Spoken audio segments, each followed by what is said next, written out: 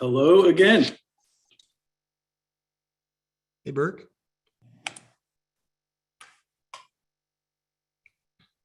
Good afternoon, folks. Everybody's looking and sounding good. Should I do the blue background? Look at the Winsome, I did that earlier and my hair was going like this. It was distracting me. I had to turn it off. I figure this is, you know, the airport stuff. No, Trish, that's not the job I want right now. I think there was a I knew what you meant. I think there would have been a time in my life I would have been like, yeah, I'll do it. Yeah. Not anymore. I mean, I still would. If somebody said, "Would you?" I probably wouldn't turn it down, but it's not something I'm going to be like, "Hey, Pick me, pick me." Hey there, Adam. Hey, Burke. Good afternoon. Good afternoon, everybody. Thanks for joining. Hey, Adam. Absolutely. We're still promoting up folks as they're logging in. Feel free to just come on in, do a camera mic check when you're ready. And then about 10 minutes out, we'll share a title slide and get ready to call the show.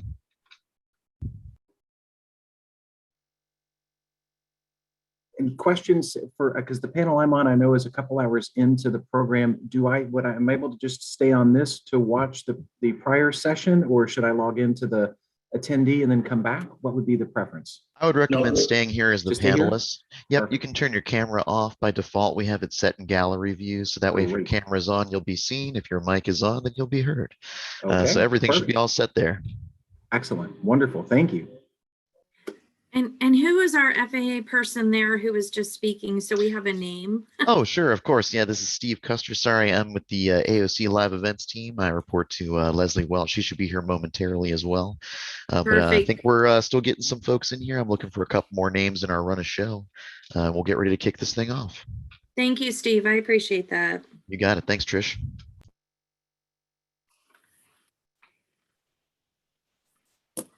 Hi, everyone. Thanks, Steve, for getting things set up. We do have some attendees in the room with us. So I know a few folks may have joined early. If you are here for the event, we're setting up. You're welcome to stay and watch all the behind the scenes magic. If not, you can go ahead and come back at 1 p.m. when the event begins.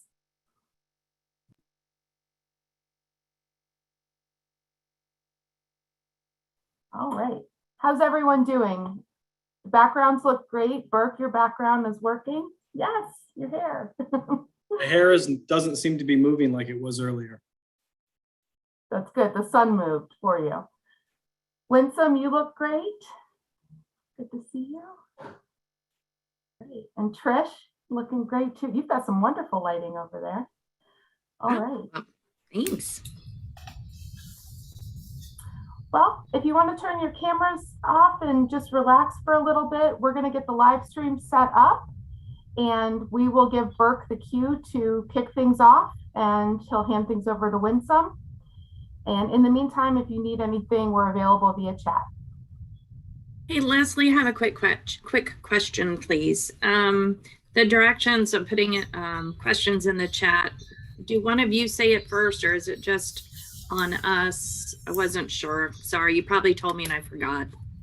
No, so we'll be taking questions through the Q&A widget. And Q&A, yeah. Yeah, so I'm going to lock the chat down so that attendees can't use that to ask their questions. When we're in the Q&A, if you want to click on that Q&A box, you'll get a pop-out window and you can follow along with the questions. But what I meant was, are you or one of you or Steve going to say it, or is that on us to say it? Burke is going to go through the questions and identify what one's coming next, and he'll read them. Okay. I meant at the beginning. Sorry. Oh. Like at the beginning, we'll be taking questions through the chat. So throughout today, if you want to put them in there, I wasn't sure who was doing that part. Who was saying that? I'll communicate that and we're going to try to encourage that at the Q&A to the end. Okay, but are you saying it before TSA starts? Yes. So since I'm turning it over to TSA, when would that be? And I mean, I'm happy to say it if that's helpful. Whatever works. We'll remind folks, we can just tell them that the question panel is open during the session, but we'll have an official Q&A after the panels. That's perfect. Okay. Perfect. Thank you. Did you want to say that, or do you want me to say that? I'm comfortable with either way. Trish, were you going to say that, or do you want me to say that? Leslie, I didn't know if you were going to say it like as soon as you open it for participants. I'll tell you what, I'll say it, and then it'll just be done. Sorry. Thank you. No worries. Thank you. That sounds good to me, Trish.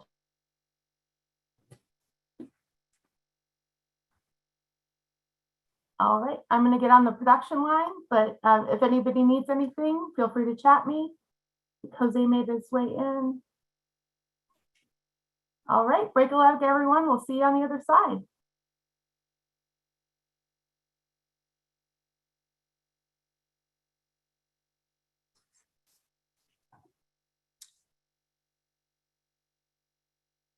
If you guys can hear me, Jack, just give me a thumbs up. Thanks. I was having a little trouble getting in there.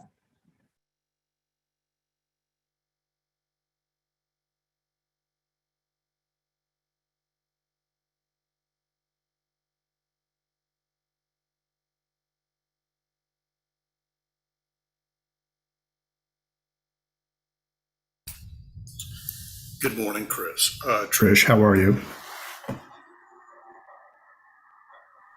Great. How is everyone? Good. Good. All the TSA buddies are there. Yep. Yeah, they're all showing up.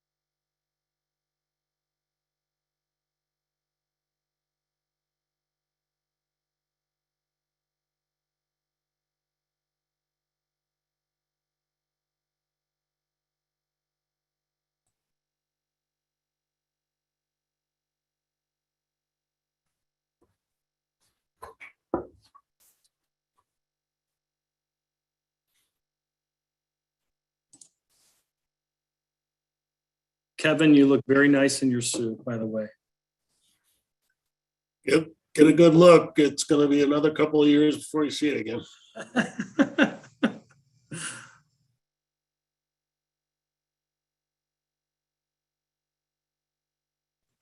Kevin, I can't remember the last time I saw you in a suit. Neither can a lot of people. Yeah.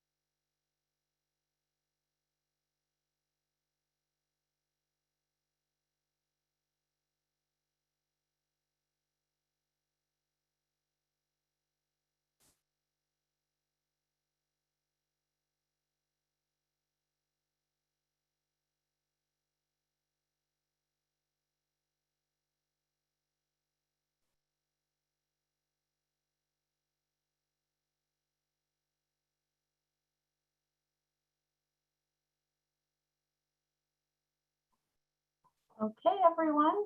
So we're waiting for a few more panelists to join. Burke, I sent you a message in the chat if you could take a look at that.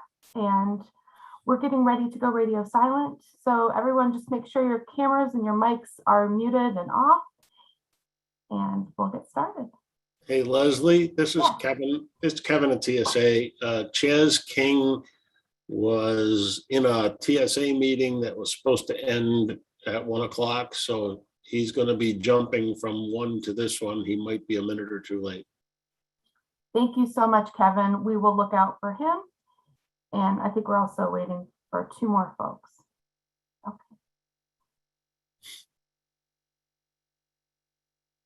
Hi, John. Welcome. Hi, Leslie. Hey, everybody. Looking good and sounding good. All right. We're getting ready to go radio silent, and Burke will kick things off when we get started. Thanks, Leslie.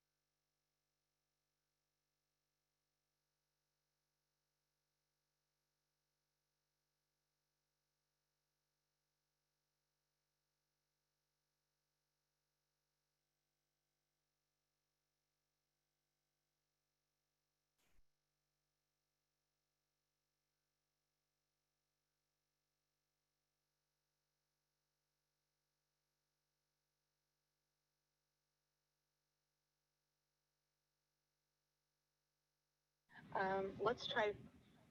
Oh, there you are. Okay, so it's working? It's working. All right, perfect. Thank you.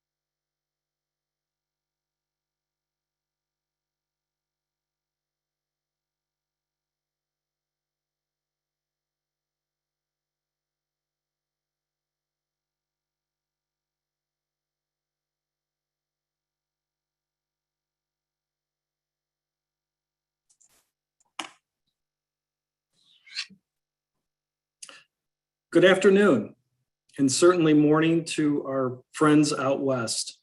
My name is Burke Rhodes, and I'm the manager of airport safety and operations within the Office of Airports at FAA. I want to welcome everyone to Industry Day for the Part 139 Airport Operators Response to Unauthorized UAS Operations. Today, we have an outstanding group of professionals from the Federal Aviation Administration, the Transportation Security Administration, and the Tampa International Airport that will share with you guidance, best practices, and lessons learned. Panel 1, we will focus on drafting a UAS response plan. We will have both technical support from our headquarters office and one of our lead airport inspectors in the field. Panel 2, we will discuss Part 1542 overlap with TSA and dig deeper into what is a tactical response plan and where does it fit, including discussing the Core 30 ConOps. The question and answer session after we're wrapped up with the panels, this will be the opportunity for the participants to ask questions to FAA, TSA, and Adam Bouchard with the Tampa Airport Authority.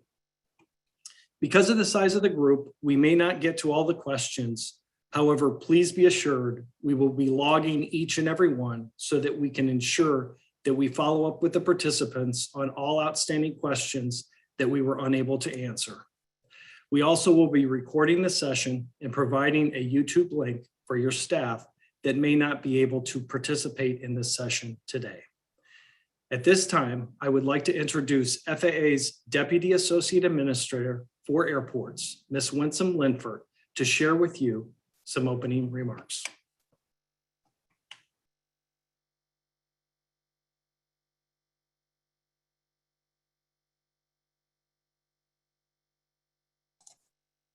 Winsome, you're on mute.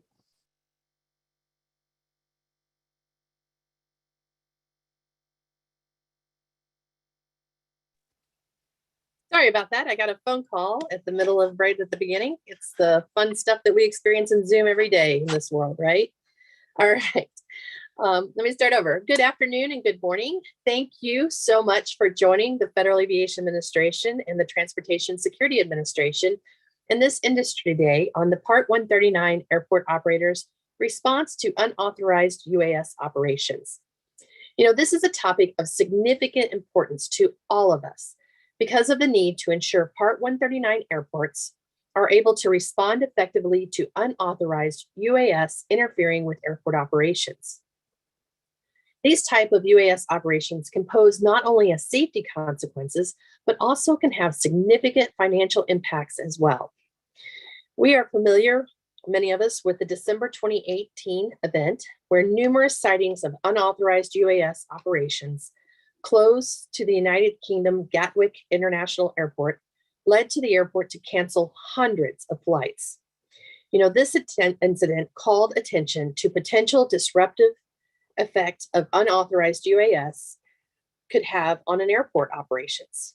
Notwithstanding the noteworthy event in Gatwick, there have also been incidents here in the US with unauthorized UAS interfering with airport operations that have prompted our airport operators to respond to those sightings and implement the necessary monitoring, reporting, and mitigations to the impact of the risk as appropriate. To address this real threat, Cert Alert 21-04 was published in September of 2021 to inform airport operators that pursuant to paragraph 139-325B7, airport emergency plans must include instructions for responding to unauthorized unmanned aircraft systems operations. You know, it's no different than how an airport responds to a bomb threat, hijacking, or other disruptions to an airport operations. Unauthorized UAS operations could cause a safety consequence. A well-coordinated plan will help best ensure the appropriate response to such an event and ensure all personnel tasked with the plan understand the roles and actions to take. You know, if there's a key message here to convey, besides the importance of a well-coordinated plan for airport operators, it would be this. We are at the infancy period in developing these plans that we all know will certainly change as we move forward. As we continue to learn, acquire new tools, and collaborate with our stakeholders, our plans will become much more effective and comprehensive. It's really no different than how our current emergency plans are today. If you look back at where they started, we've come a long way. I encourage and challenge all of you to continue your collaboration on this particular issue with your stakeholders and your airport colleagues, both during and after your plan has been developed for continuous enhancement and improvements to your plan. This includes sharing lessons learned with both your stakeholders and your colleagues. As we discuss emergency response planning, it is important to recognize that the FAA Tech Center is currently involved in research involving UAS detection. Now, there's a lot of research work being done in regards to UAS detection and mitigation technologies for airports. Our team of researchers at the FAA Tech Center, which is actually located in Atlantic City, New Jersey, have been very busy preparing to evaluate several different types of UAS detection and mitigation technologies. Each system will be put through a rigorous test protocol to define key performance characteristics. Once each vendor completes testing in the Atlantic City, it will then be relocated to either Syracuse, New York, Columbus, Ohio, Huntsville, Alabama, or Seattle, Washington for additional validation testing. Researchers are just completed the first installation at the Atlantic City this month and are scheduled to begin testing the first week in February. This research effort is very important to the FAA as it will help formulate future performance standards and guidance for future deployment of these systems. Please continue to be safe. You all are providing critical support and leadership to our industry. We look forward to continuing work with you in the months and years ahead in the very important area. As you have questions, please reach out to the FAA Airport Certification Safety Inspector and/or your local stakeholders as you are developing your plan.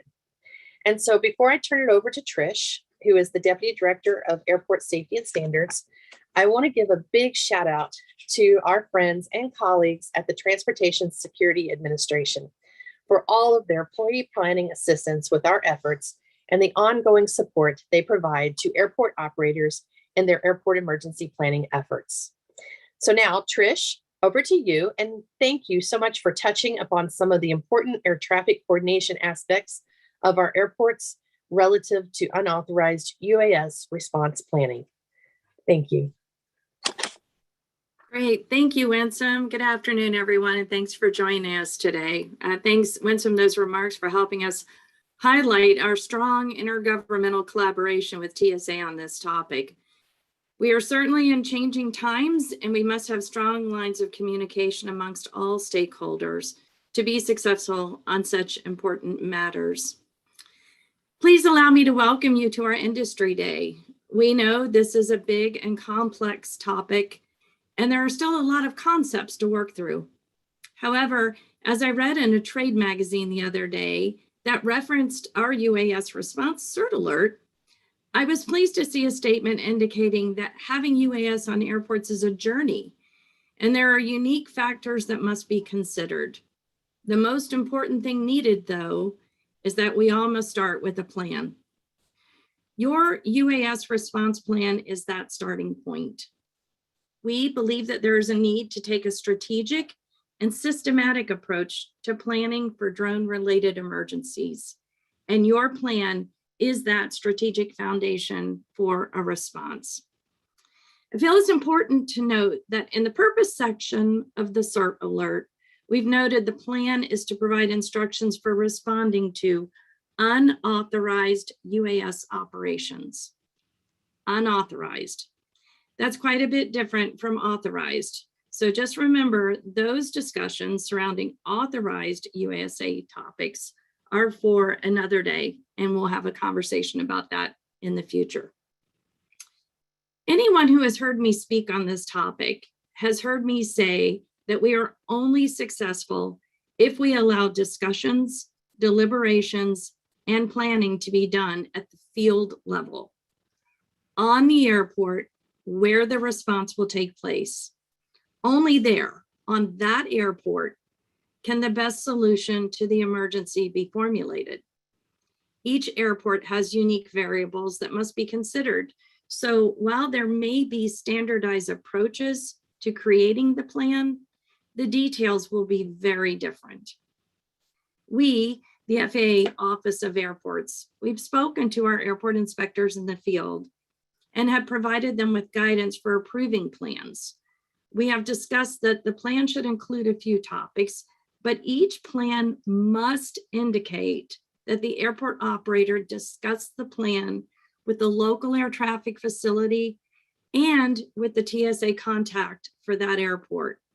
Beyond that, the sky is the limit for developing your plan. We deliberately did not develop a template or force any content. Each airport need is different, and we did not want to stifle thinking. Each airport environment is also unique, such as, does the airport have a federal inspection station? Does the airport have an aircraft manufacturer on the property? Does the airport have a military unit at the airport? Or does it even have regularly scheduled traffic or not? All of these unique items will change the face of the plan dramatically. And we want the operators to have the flexibility to build out their plan accordingly. External to the Office of Airports, we've been working side by side with our air traffic colleagues, addressing many, many issues through the last few years. Over that time, our FAA family has worked closely on this topic and many other huge national airspace system matters to ensure we maintain the safest aviation system in the world. Our partnership with air traffic has kept us on track with the needs of the operation at the field level and in sync with one another for consistency in messages. Within air traffic, they have many cross checks in their FAA orders, agreements with DoD and others, as well as their working level agreements with employee organizations. Theirs is a very heavy lift when processes are developed, and we appreciate their support as the collective we, the FAA and industry. And we work through as we work through our integration of UAS and any emergency response to the same. There are still many, many air traffic chapters to be written regarding UAS response, and our FAA teammates are working those as we speak. Today, we have two FAA air traffic colleagues who will be available later to assist with questions we receive. Thank you, John Stowe and Brandon Youngblood, for joining us today. Finally, I absolutely want to acknowledge what great partners TSA has been with us for this Industry Day event and before. Well over 2 years ago, we began the dialogue on how the two agencies could work towards managing a Gatwick type of event at one of our nation's airports. Little did we know then that we would also be sharing concepts for handling a pandemic, handling unruly passengers, handling fueling pipeline matters, or even handling 5G concerns. Yet, we did collaborate on those items and these UAS response plans. We are excited to have them at the table with us today and in years to come as strong intergovernmental partners. Thank you, TSA colleagues. So as a programming note, we encourage you to click on the Q&A button at the bottom of your screen to write any questions you may have for today's panelists. We will be reviewing those notes throughout and can answer during our Q&A session at the end of today's program. You've already heard from Winsome and Burke from the Office of Airports, but today you will also hear from our other teammates, Mr. Mark Kozad and Mr. Alberto Rodriguez. At this time, though, I'd like to turn the mic over to Mr. Kevin Knott. He is the branch manager of the aviation division at TSA. Thanks again, everyone, and we appreciate your attendance. Kevin, over to you and your team, sir. Thank you. Thank you, Trish. Appreciate that. And thank you, Winsome, for your opening remarks and acknowledging TSA. Thank you, and thank Trish. I've known Trish for a number of years. Trish is very well respected and very well liked over here at TSA. So we were thrilled and extremely happy to be invited to partner with the FAA on this and the other items that Trish mentioned. UAS has been around for a while, as Winsome mentioned, the 2018 event, but it's still, for an old dog like me, it's still the new thing. So I have a number of folks from TSA here to support me and help get through our discussions on this very interesting topic today. When we get to the panel 2 discussion, I'll be joined by James Deming, and you'll hear me refer to James as JD, and Chaz King. JD is a lead program analyst in the Office of Security Operations, and JD will talk to us about the response plans that Burke mentioned at the opening remarks. After JD speaks, we'll have Chaz King. Chaz is our counterterrorism coordinator, and Chaz is going to talk a little bit about our Core 30 ConOps. Following the panel 2 discussion, when we go to Q&A, I'll be joined by a number of other TSA panelists. Alan Paterno is our industry engagement manager for airports. Ty Fletcher is our supervisory federal air marshal. Santiago Chavez is the security policy specialist for airports. And Jack Heath is one of our national inspectors. So we're looking forward to a very good conversation, a great day. And once again, thank you to the FAA for including us, for the partnership and our ability to join you on this call. Thank you very much, everybody, and good day. We'll look forward to a wonderful call.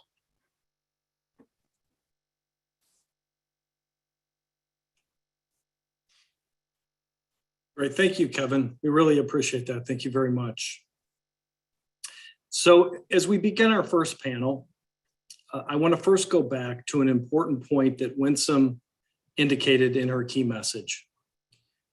And she indicated that this plan will change and become more effective and comprehensive as we learn, acquire new tools, and collaborate. And we know that this will look very different tomorrow from what it looks like today.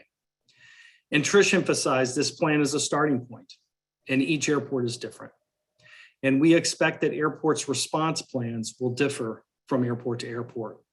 We have been consistent in this message to all of our 9 regions throughout the country and through all the inspectors.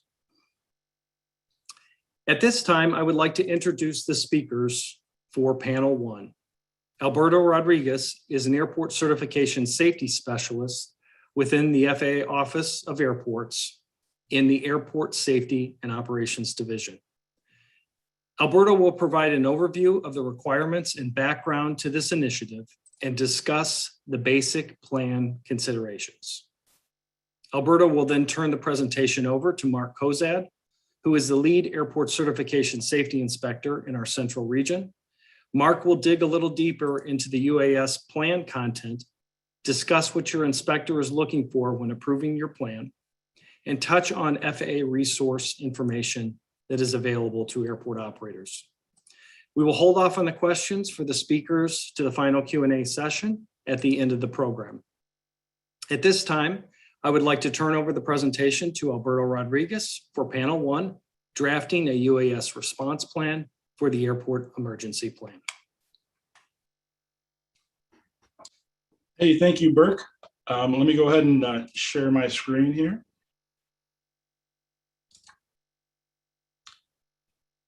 Let me know if you can see that. Looks great, Alberto. Thank you. All right. Good morning or afternoon, depending on what part of the country you're joining us from. Today, we're looking to discuss the subject of unmanned aircraft systems, or more specifically, the airport's response to an unauthorized unmanned aircraft system operation. Our goal is to provide you with information to help facilitate the development of your response plans and hopefully answer most of the questions you may already have in mind. I'm going to go ahead and pause my video for a second so that we don't have any bandwidth issues. So just bear with me. All right.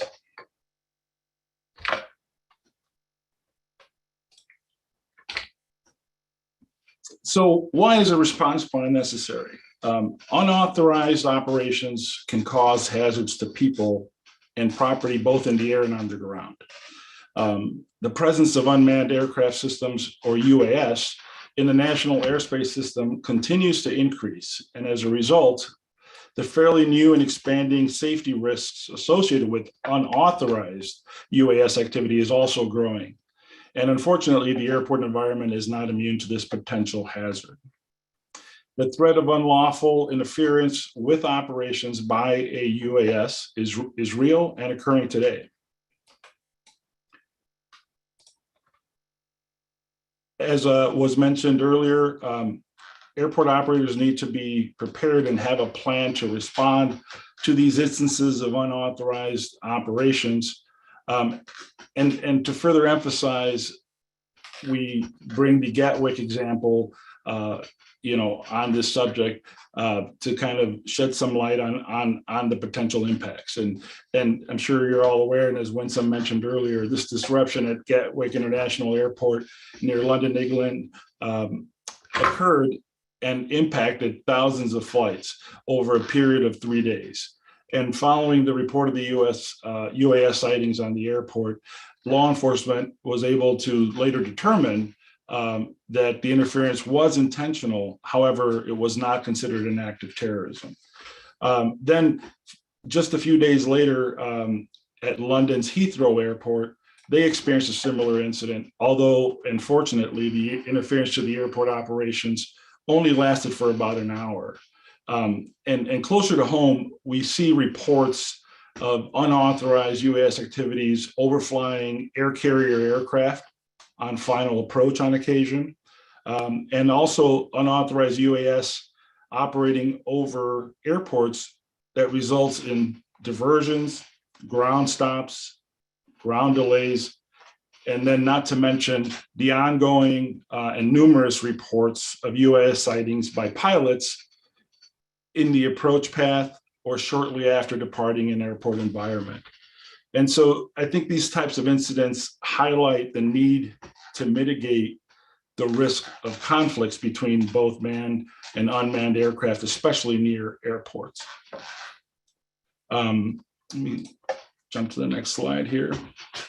So in response to this real threat, the FAA has identified the need for all certificated airports to have provisions for responding to these unauthorized UAS operations on and in the vicinity of an airport.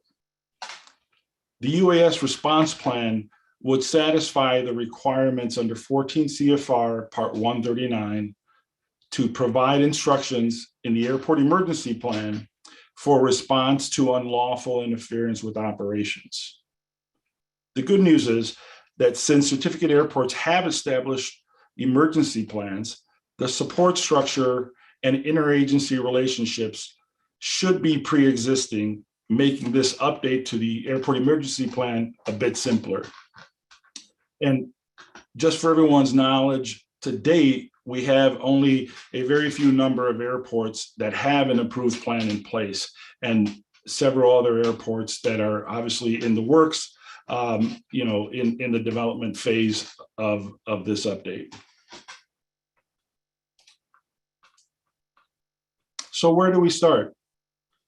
Airport operators will need to work together with all applicable airport emergency plan stakeholders in the development of this comprehensive plan. So some of which include airport personnel.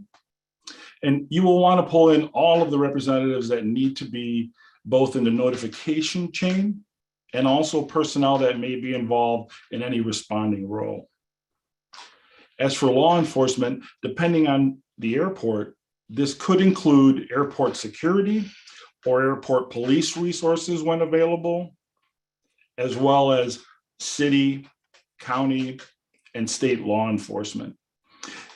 Another item to consider is if your airport is bordered by multiple municipalities or state jurisdictions, you will also want to take that into consideration so that you have the appropriate handshaking occurring between those agencies. Air traffic facilities. And for those airports with an air traffic control tower, that would obviously be your air traffic point of contact. For many of our airports without a control tower, you will want to reach out to the overlying or air traffic facility having jurisdiction in your area. And I think there is some already established relationships with those facilities, similar to what you do when you report NOTAM information from an uncontrolled or non-towered airport facility.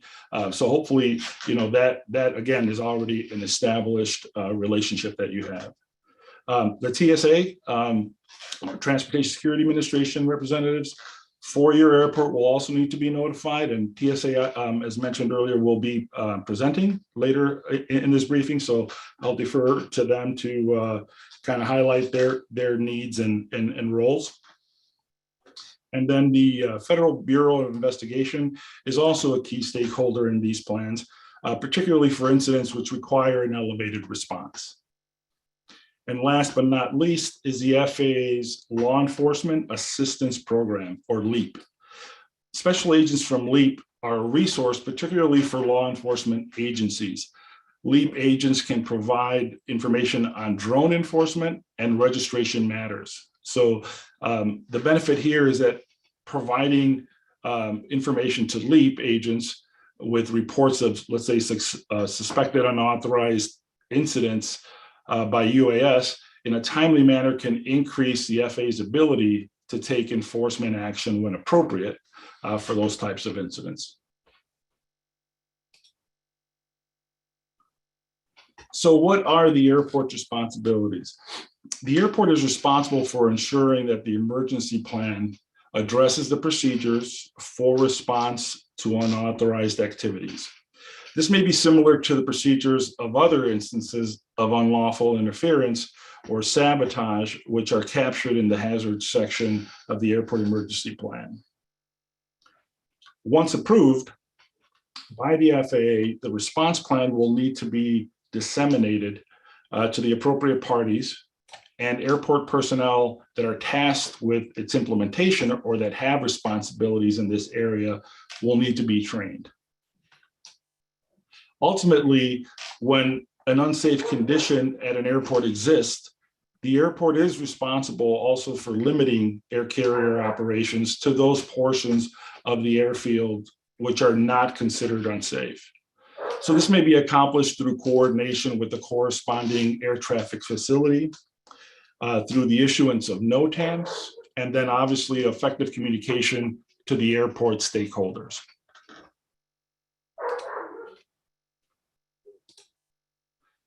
So procedures for coordinating with the appropriate entities are key to a prompt response, especially when dealing with suspicious or threatening or unlawful interference by a UAS.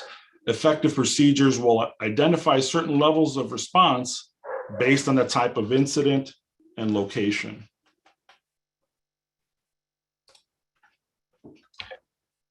So here are some basic plan considerations and something to keep in mind as you're working in the development of your plan. We want to provide specific guidance to airport personnel, whether it's airport operations or airport maintenance or law enforcement. Personnel at the airport need to know what to do and who to contact when an incident is reported.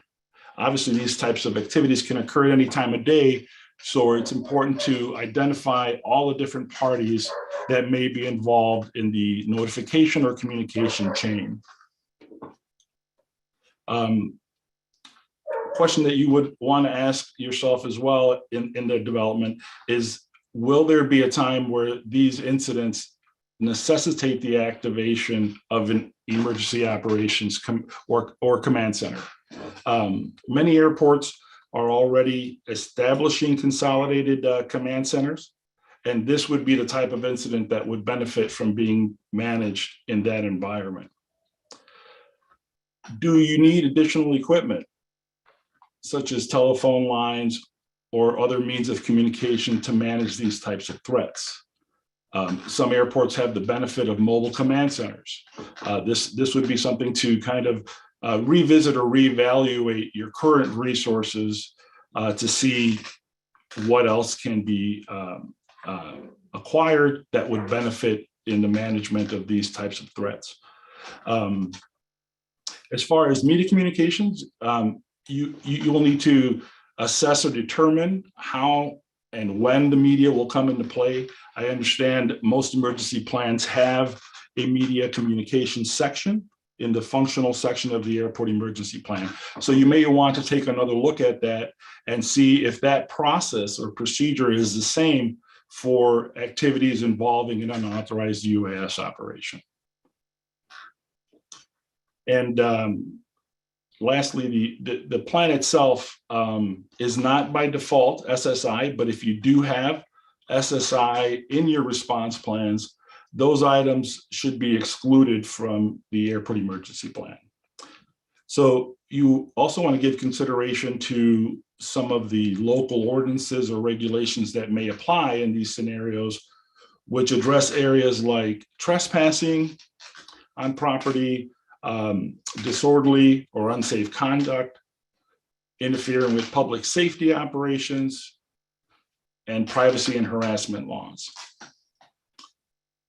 Some air traffic facilities may also want to capture these procedures in a new or revised LOA. There may be some existing language already in a letter of agreement that kind of addresses unauthorized or interference with operations. So that's something that will be discussed as part of the coordination process.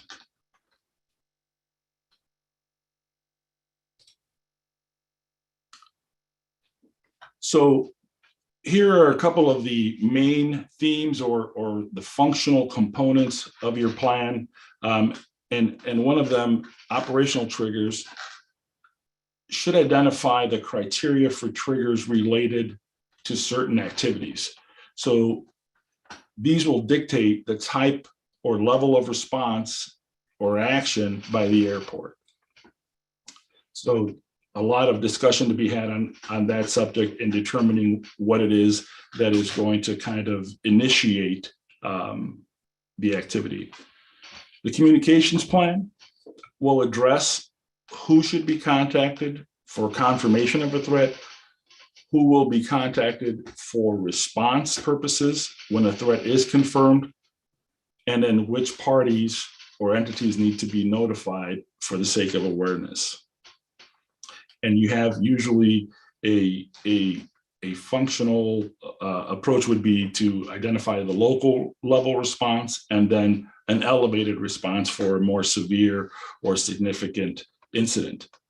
For example, a local response may be associated with a confirmed sighting in a non-critical area of the airport where the activity maybe is non-threatening. And this may involve just a specific subset of the stakeholders that would normally be involved in a unauthorized UAS activity.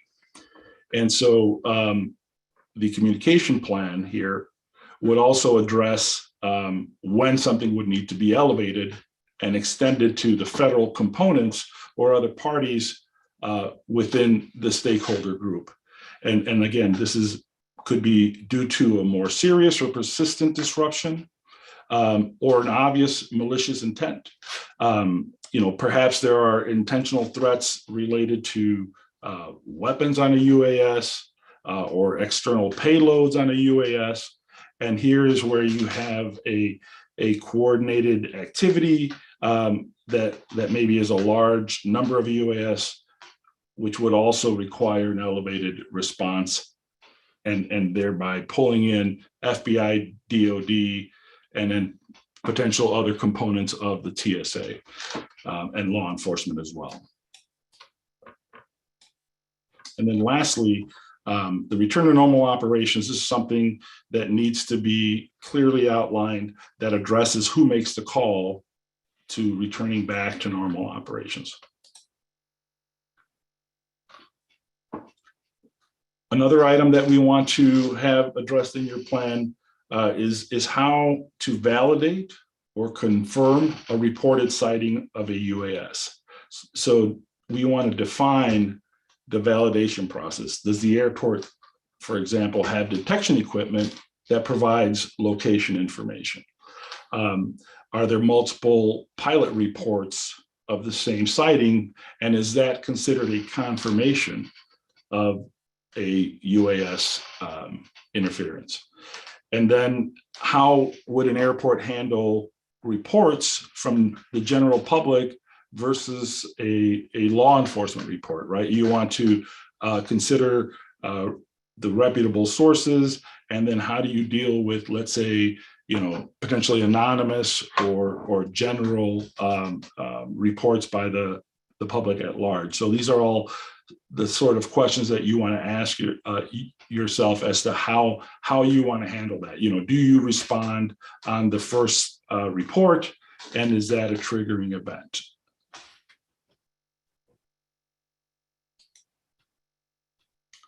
So your plan should also identify which parts of an airport are considered critical to the operation, and those areas which are less or non-critical on an airport. For example, critical areas of an airport are those which can directly affect air traffic or crucial airport facilities. And most of these are fairly common from one airport to another, but may vary slightly. For example, runways and approaches, control towers, and fuel farms.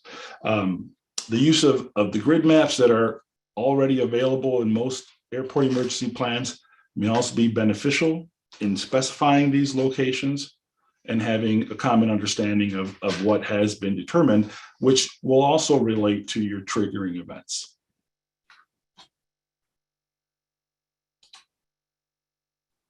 Similarly, the plan should define the non-critical areas or less critical areas of an airport. So these are typically areas that are near the airport, clear of the air traffic or facilities, on airport potentially, but not in an area that would interfere with operations. And for the non-critical areas, because the geographic footprint of an airport can vary significantly, so will the list and locations of these non-critical areas. For example, at some airports, a parking garage facility may be very far removed from the operation, from the approach paths. And so interference in those locations may not be as critical or crucial as an airport that has a parking facility adjacent to the airport perimeter or adjacent to a runway approach.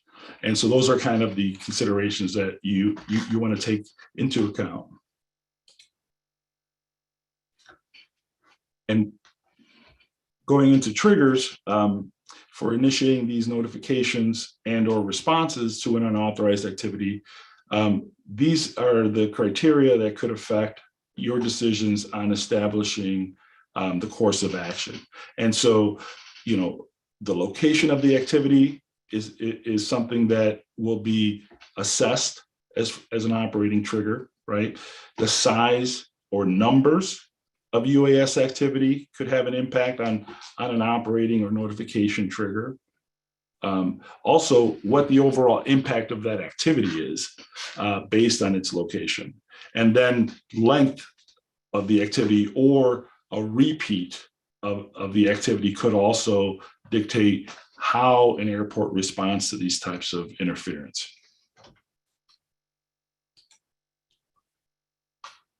And as we discussed earlier, making that decision on returning to normal operations is going to be a very crucial component, particularly when you have an elevated event. The more stakeholders that are involved in the process, the more coordination that needs to happen to ensure that an incident is not prematurely secured, and that all of the safety considerations from each of the different agencies have been addressed. And ultimately, someone needs to have a plan to bring that airport back to normal operations, and establishing what that criteria is. And again, the handshaking process is very important here when dealing with multiple agencies. I know this is a common theme that we've been repeating here throughout our presentation, but we do want to reemphasize this, that no two airports are exactly alike, so the response plans will also differ from one airport to another. So definitely keep that in mind as you're working with your local resources and trying to identify what it is that each of the different stakeholders needs and can provide in the response plan. And this is a good way to approach this, and understanding that there are some common themes. However, every airport has a different level of resources, so that will directly impact the specificity and the level of detail in your plan. And lastly, I just wanted to share with you a couple of notable dates here. In the fall of 2021, you should have received initial communication right from the regional offices to all certificated airports on the need to start collaborating and developing a plan. And another date that you want to keep in mind is that the UAS response plan needs to be submitted to your assigned inspector by April 30th of this year. And the idea there is that there's going to be a review and a back and forth process that's going to occur to get your plan finalized, right? And that's kind of why we want to target April as the time frame. And I know a lot of airports have already submitted their plans to their regional offices and assigned inspectors, but you want to shoot for April 30th or no later than April 30th to get those to the region so that you can begin any additional coordination in the review process that needs to happen. And hopefully our target date for having approved UAS response plans at all of our certificated airports is going to be September 30th. So that's the goal that we're shooting for. And that's why it's important to try to coordinate these plans and start having these conversations with your assigned inspector at the regional level. And then, of course, following the guidance in our CERT alert and this briefing and reaching out with any questions that we may be able to assist with going forward. So that is all that I have. I'd like to turn it over to my colleague, Mark Kozad, who will be discussing a little bit more detail as to the content or the components of a response plan. Thank you. Mark, over to you. Thank you, Alberto. Greetings, everyone. I hope all is well. Thanks again for taking the time to attend Industry Day today. My piece of the presentation is relatively short. It pertains to what is your inspector looking for when approving your AEP. And one of the questions that we receive constantly is, how is this different from a TSA tactical response plan? Well, Kevin Knott and James Deming from the TSA will be doing a presentation later today on tactical response plans. This is different than a tactical response plan. An example of content included in the TRP would be potential UAS launch locations near an airport. Also, what are the airport specific vulnerabilities? A TRP is specific to each airport, and it is developed through a UAS threat analysis. It is a TSA internal process that is directed by the Federal Security Director. We're going to talk about CERT Alert 21-04, and those, and that pertains to instructions for responding to unauthorized UAS operations that must be addressed in your AEP. It is possible that there could be some of the same information that is in a local tactical response plan or the airport security plan.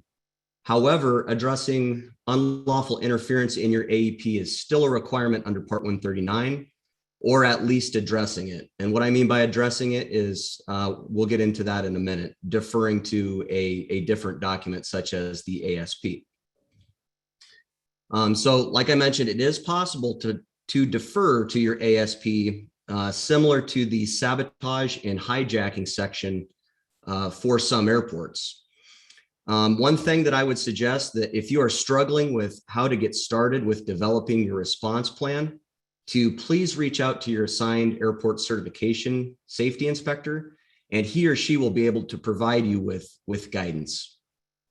And also maybe be able to give you a little bit of an idea how to structure your particular plan.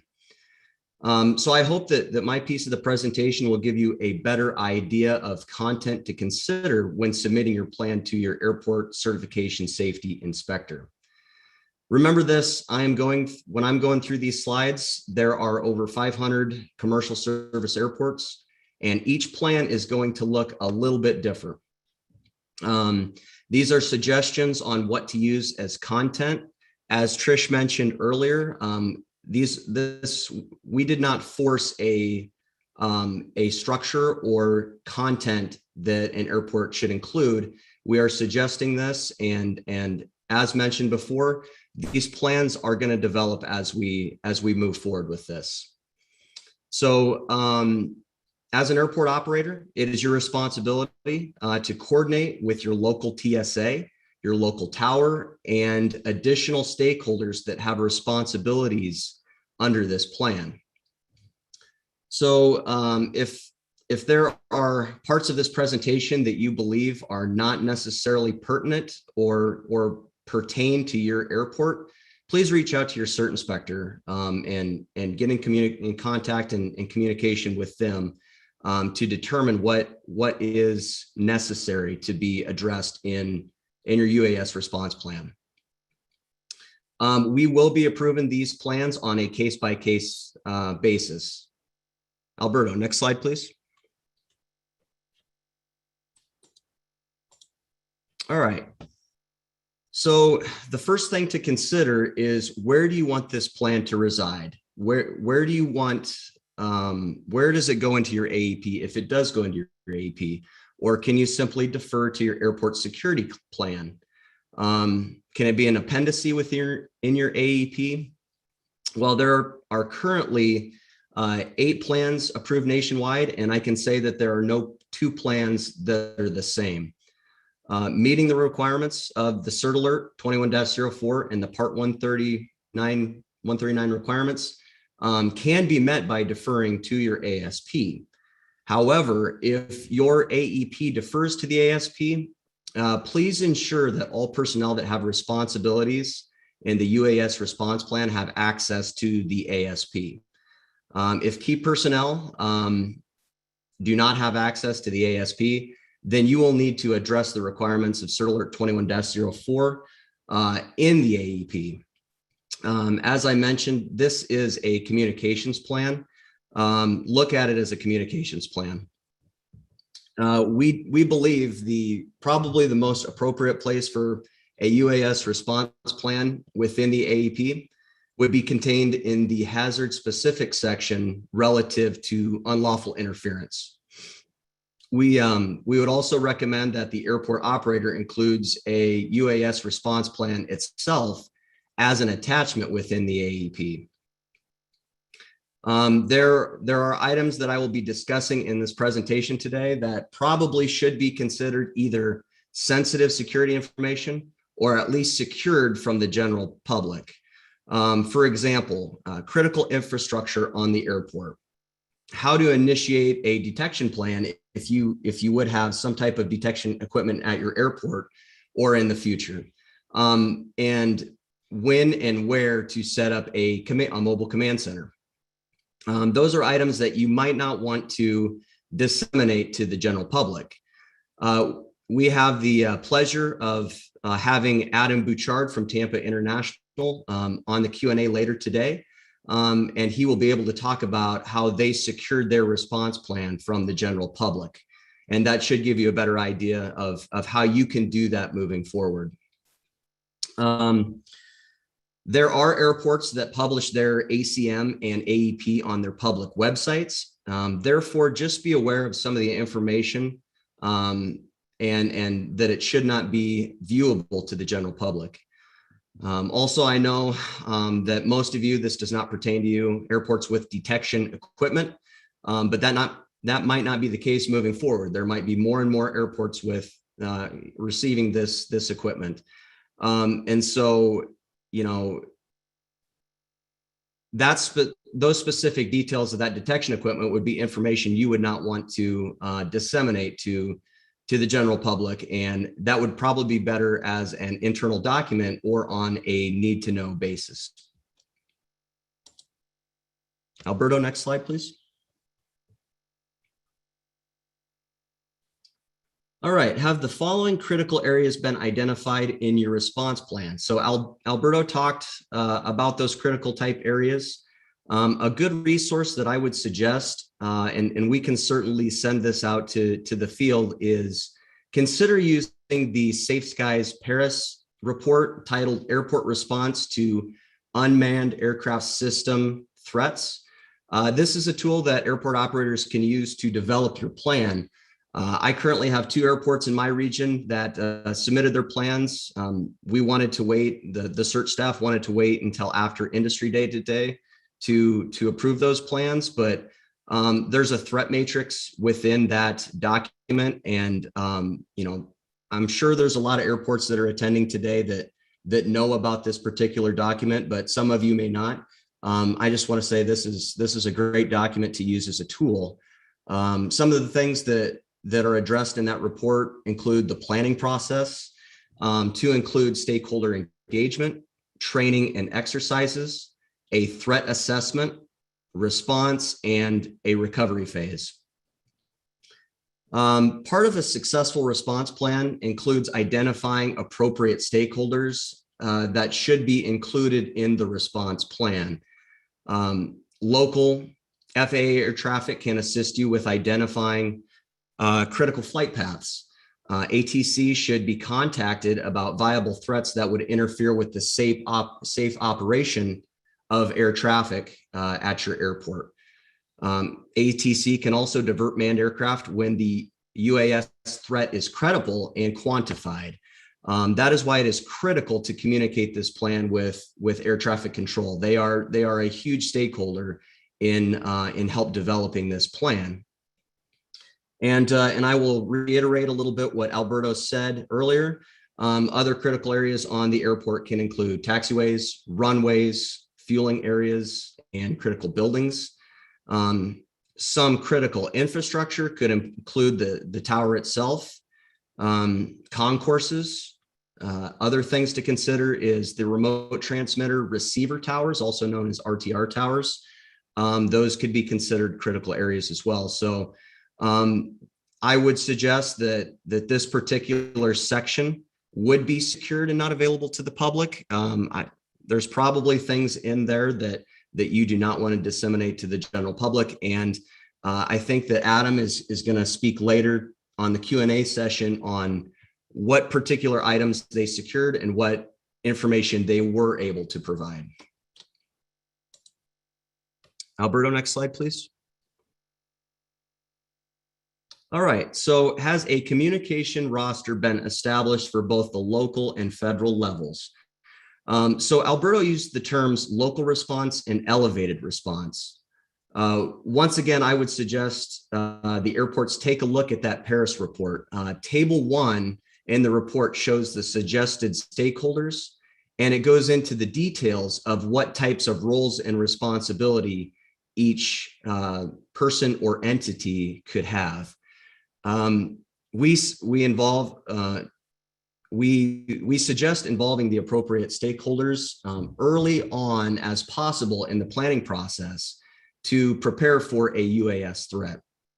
We suggest the airport create some type of UAS working group with all the external and internal stakeholders.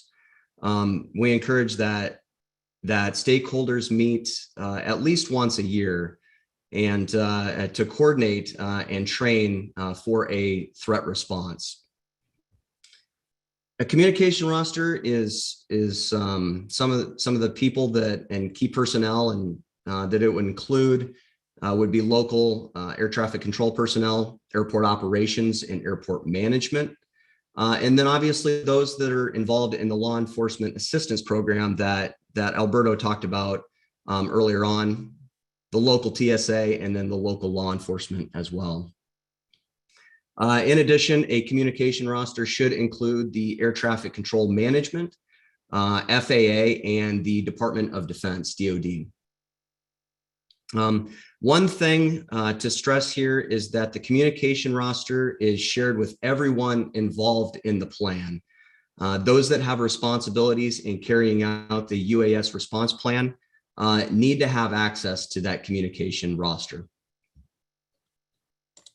Next slide, Alberto. All right, does the plan include procedures for determining triggers and reaction plans for each threat? So Alberto talked earlier about the triggers. First of all, how was the UAS detected? Was it by a detection system, if the airport should have one? Was it a pilot notification? Did air traffic control cite the UAS? Or was it a tenant or someone from the general public that cited this event? Or was it airport operations that detected the UAS? So where on or around the airport is the UAS located?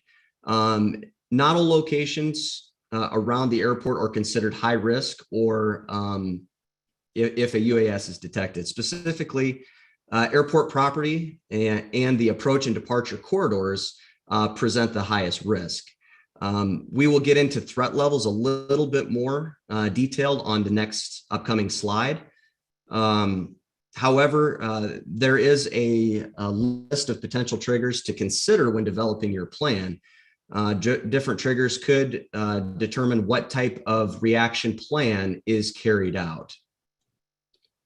So a low level trigger might only include monitoring a UAS operation only. We suggest the airport establishes some type of predetermined distance from the airport. For example, a UAS operation was sighted within 2 miles of the airport reference point. This would be an example that does not pose an immediate threat, but there is the possibility of a potential disruption. The airport should consider who is responsible for monitoring a potential threat. Where an airport would need to take some type of action might include a predefined distance around the airport where a UAS operation poses an immediate threat and has a high probability of an operational disruption. So an example of these types of threats might include areas around the airport perimeter fence. Not always the case, but in some cases it might warrant that type of action.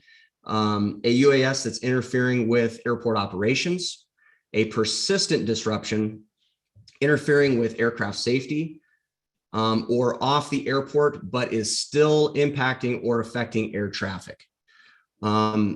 And who needs to take action to a probable threat? In the Paris document I referenced earlier, it gives an example of a threat matrix, which should give you a very good idea of how to develop your plan and give you some type of structure. This will help determine monitoring only versus taking some type of action. Additional things to consider putting into your plan would be establishing duties and responsibilities for key personnel and or agencies involved in that plan. For instance, what are the roles of the comm center, the emergency operations center, the airport operations, local law enforcement, etc. So another thing is who establishes the incident command. That could differ from airport to airport. Would that be the operations supervisor on duty? Would it be a police duty sergeant? That is a discussion that you will need to have with all the key stakeholders at your airport and what works best for your specific airport. So in summary here on this slide, a potential unlawful UAS operation has been detected. The threat or potential threat is addressed to determine the appropriate reaction plan for each threat, and the airport carries out their response. So more than likely, these types of discussions have already occurred at your airport if you have a tactical response plan.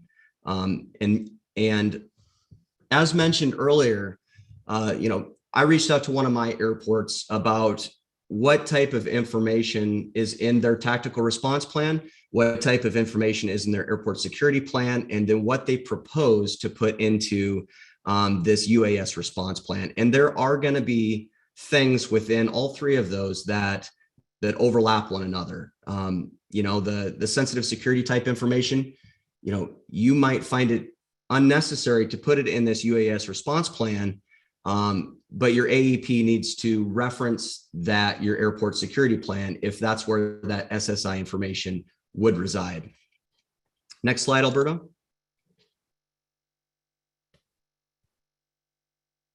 All right, does the plan address a law enforcement response? And when does law enforcement need to get involved? I would suggest this is done through some type of threat matrix, as discussed earlier. Federal, state, and local authorities usually share the responsibility of protecting airports and their surrounding environments from UAS threats. Coordination between law enforcement partners will help ensure a unified, complete response. It is the responsibility of the local and state enforcement authorities to respond to a UAS disruption in most cases. So in this part of the plan, it is possible that local or state ordinance are referenced. So if local or state ordinance are referenced, it is really important for all stakeholders to know when law enforcement is necessary, especially airport operations personnel and the Emergency Operations Center. Therefore, does the plan establish requirements for each threat area and level? So along with determining what the triggers are for monitoring a UAS or taking action, airport operators should be aware of how to determine the risk a UAS poses to the airport. In other words, what is the threat level? Is the threat level low, medium, or high? Factors that could determine the threat level could include the distance from the airport, the size of the UAS, the altitude at where it is operating at, and whether or not the sighting actually came from a credible source. If it came from airport operations, that's a pretty credible source. If it came from somebody from the general public, don't discredit that. That could be a very credible source. But those are things that need to be discussed when developing this plan. Factors that are, so an example of a medium threat that would be an observation at an unauthorized UAS would be operating on or near an airport with the potential to cause disruption to operations. And a high threat level would include persistent unauthorized UAS operations that is on or near an airport with the intent to cause disruption to operations or intentional harm and present a safety risk. So I am giving you an idea of how to determine a low or medium or high risk, but that very well could be different from location to location. If you need additional resources, please, like I said, reach out to your ACSI or look at that Paris document as I mentioned before. A threat level assessment should be made based on all available information and needs to continually be assessed as new information is provided. A low level or a level of threat will vary based on the individual, the airport's unique characteristics. As mentioned, this plan is unique to your airport. It should be noted that assessing a UAS threat needs to be a collaborative effort between airport operations and the local police. Other items that you should consider is where the mobile command center will be located during this event, if applicable, and if it is needed. What are the communication procedures for the Emergency Operations Center? The threat level that is determined could determine who is notified. As Alberto mentioned a little bit earlier, different threats, different situations, different factors could determine, who is notified during this incident. It might not be necessary to involve everybody that is considered key personnel in your UAS response plan. Another thing to consider is what type of manning resources are available. And finally, what is the coordination with the media? Alberto talked a little bit about this before, but a process should be established when responding to requests for information regarding the incident from the public or the media. So the public information officer should handle all interference with the media, and the public information officer should disseminate information consistent with all other involved agencies that are included in the response plan. So on this slide, aside from coordination with the media, this information we would recommend not sharing with the general public as well. All right, Alberto, next slide, please. All right, does the plan address returning to normal operations? So the level of effort necessary to recover from a UAS threat is dependent upon the severity of the incident itself. If the threat resulted in an accident, then the airport's accident recovery plan in the AEP should be followed. During recovery from a UAS threat, the most important element is reestablishing safe airport operations. So what are the steps to return the airport to normal operations? And are they included in the plan? For this to happen, the aircraft operations area, the AOA, must be compliant with the Part 139 regulations, and the AOA must be secured from any disturbances caused by the threat. It is also recommended that during the recovery phase, detailed documentation of the event are annotated, including an incident report, a damage assessment, and the financial impacts that could have happened during the incident.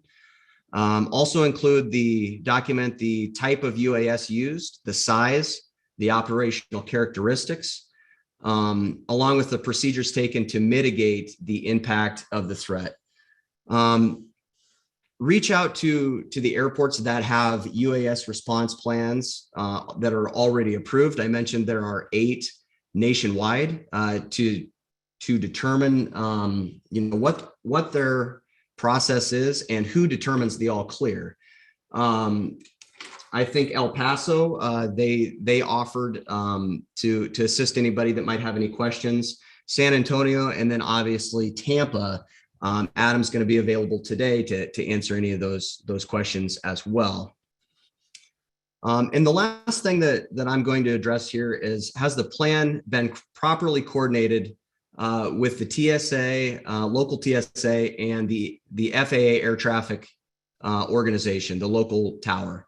They are, for one, a very helpful resource in developing your plan. As mentioned before, every plan is going to be a little bit different depending on a number of factors. And so it is very important to get all of the key stakeholders involved during your planning process for this. Alberto, next slide, please. So additional information can be found on the FAA website.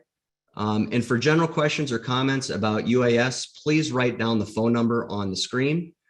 And that's all I have. We'll give you a minute here to write that down if you need to. Alberto, did you have anything additional to add to the presentation today?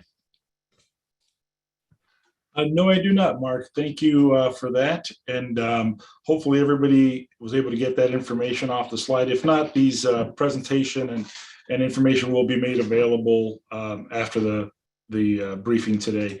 So just want to say thank you for everybody's time, and we'll hand that back over to Burke. Thank you. Great. Thank you, Alberto, and thank you, Mark. I have a couple questions. Just wanted to talk with you folks here a second. First of all, we're getting a lot of chat questions relative to the presentations, and we will share those with the group. This presentation, along with the presentation from TSA in panel 2. There also has been some requests relative to the Paris report. So Mark Kozad will send out the link to the group so that those that have not seen that can take a look at that. Mark, I just want to go back to something you said to kind of dig a little deeper with regards to the reasoning. So one of the things we've emphasized is that we want flexibility. We want the airport operator to be able to approach their plans the way that they feel necessary. But we have at least recommended that it might be a good practice for the airport to include an addendum or an attachment for this plan. Can you expound on that a little bit? Yeah, sure, Burke. So, as I mentioned in my presentation, we would prefer that it is in the hazard specific section of your AEP, where hijacking and those types of things are addressed. But a lot of that information is sensitive security information, and in a lot of cases, airports nationwide, that information defers to the airport security plan. Some of the things that you might consider as an attachment, and I'm sure Adam's going to be a great resource during the Q&A session as well.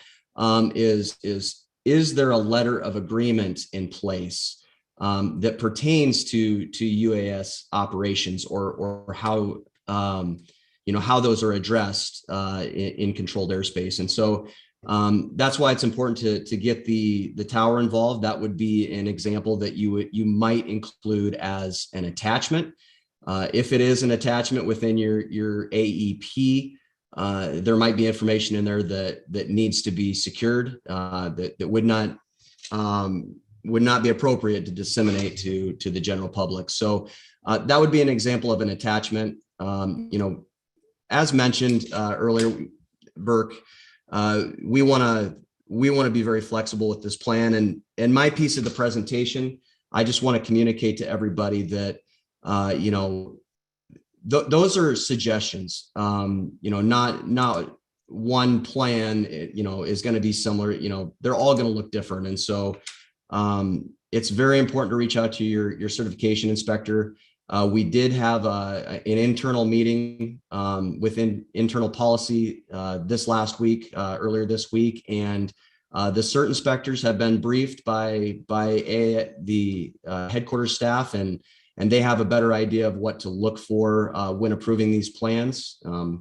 We obviously want to be consistent nationwide, and so just keep in mind those are suggestions. I will send out the attachment for the Paris report that should help and be used as a tool for airport operators. And if you're still struggling with it, reach out to your cert inspector, and they'll be able to give you kind of a more structured idea of how to split up your plans and where certain sections need to go within that plan. Great. Thank you very much, Mark. Yeah, absolutely. One more question to you, Alberto. So some airports have already developed and incorporated a UAS response plan in their TSA approved security program or plan. These airports have asked whether to remove the plan from the ASP or keep the plan in the ASP and include it in the AEP as well. They expressed a preference for incorporating their plans into the security program to ensure it's protected as SSI. What is the guidance that FAA is providing airports in these situations? Sure, but thanks. That's a great question. So I don't believe we have any issue with an airport maintaining their UAS response plan in the ASP, so long as all of the individuals with duties in that UAS response plan have access to the airport security plan and obviously are made aware of any changes going forward. And, I think that's the big concern, that if you are going to keep it in the security plan, you want to make sure that all those folks that are going to be involved in the process do have access to that. And I know sometimes when we put things in the ASP, it's to limit dissemination. So that's something that you want to take into consideration. And you also want to consider how this information is going to be secured. So if you keep it in the ASP, you want to reference the location in your emergency plan and the fact that it is maintained there. And even though if you were to decide to keep that in the ASP, your ACSI or your assigned inspector will still need to review and approve that plan. So the coordination process is the same regardless of where it resides, but definitely you have that flexibility if you feel that you're more comfortable maintaining that information in the security plan. So hopefully that answered the question.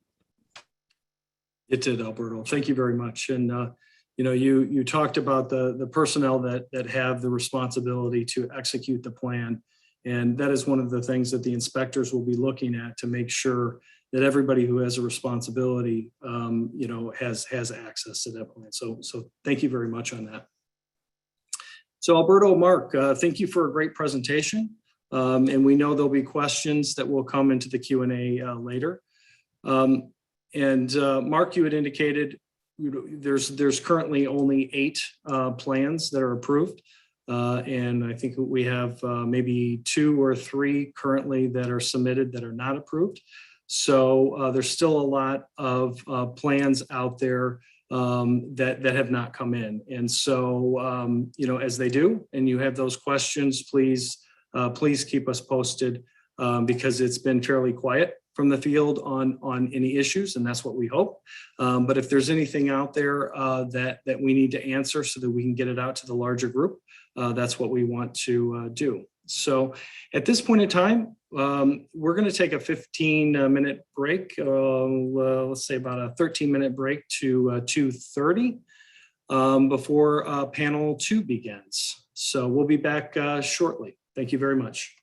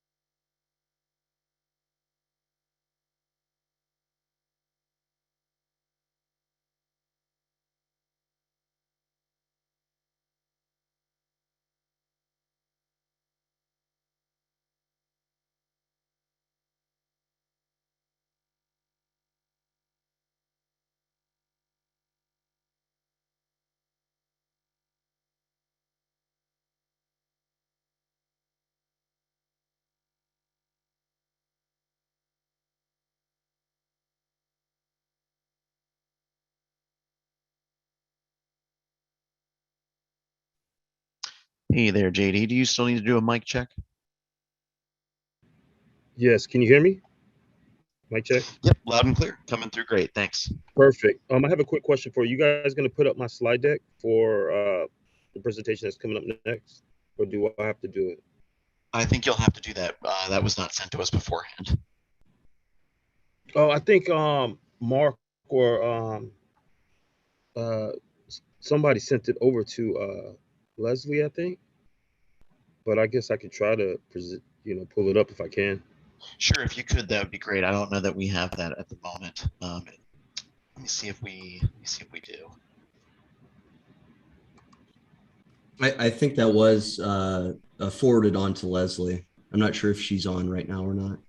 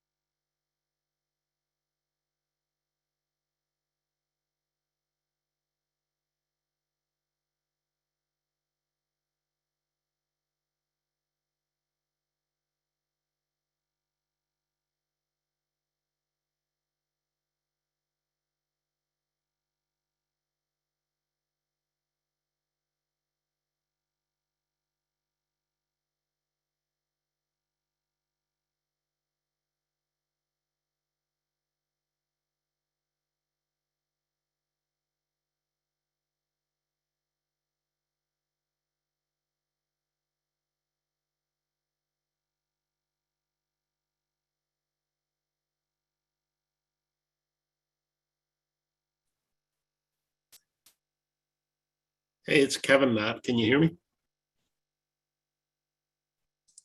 Yeah, I can hear you, Kevin. Hey, I was just looking up the email. Burke sent the slide deck to Leslie yesterday afternoon around 2:23, I think it was. Thanks. Yeah, we're checking in with her to get the slide deck real quick.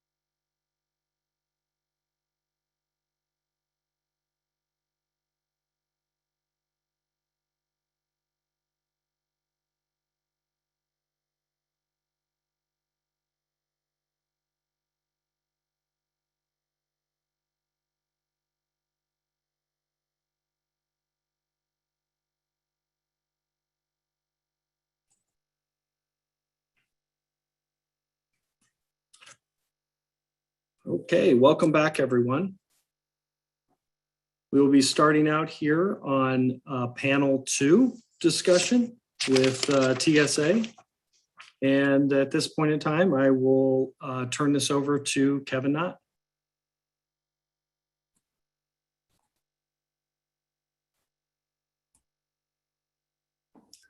Thank you, Burke. Appreciate that. And thank you, Mark and Alberto, for your presentation earlier. It was interesting. So in panel 2, we are going to talk about a couple of items, as I mentioned earlier, the response plans and the Core 30 ConOps. So I will invite JD to talk about the response plans. JD, are you on? Copy. Can you hear me, Kevin? I can. Over to you, sir. All right. Thank you so much. Good morning, good afternoon, good evening, everybody that's on the call. And so this is I'm gonna be discussing TSA's TRPs and TTXs. The TRPs are tactical response plans that airports have, and the TTXs are the tabletop exercises. I do want to mention that the TRPs quickly are every airport has a TRP, and they encompass more than just CUAS. And each TRP are different depending on the airport itself. Can we continue with the next slide? So the three topics I really want to talk about will be, the first one is going to be exercise and response plans, the TRPs and the TTXs. The second one is what's actually in a TSA's TRP. And we could go over a little details on what is in a TRP, TSA's TRP. And the last one is basically key takeaways from TTXs. Since we performed TTXs last calendar year, we could go over the top 3 takeaways after TSA conducted a TTX with federal, local, state, and airport authority. What was the takeaways that they had after they did it after action? Next slide, please. All right, so for security operations that the federal screening directives are underneath, we provide directions and guidance to the FSDs for purpose of planning and executing exercises related to detection, tracking, and identification, and in the event of a persistent threat, mitigation of unmanned aerial system UAS devices. And we accomplish this in 2 different ways. The first are the TRPs, the tactical response plans. Every airport has drafted a TRP. And in the TRP, they outline TSA specific preparations for the UAS TRPs to respond and measure to address both errant and malicious UAS at airports. These TRPs also contain the guidance and directions to ensure our planned response actions to critical incidents are appropriate and sufficient to protect our respective employees/travelers while maintaining our mission effectiveness. As well, I want to let everybody on this call know that it's important to note that all airports have conducted and completed and submitted the TRPs to us for FY21. The second step in the process is to conduct a tabletop exercise, which we consider TTXs.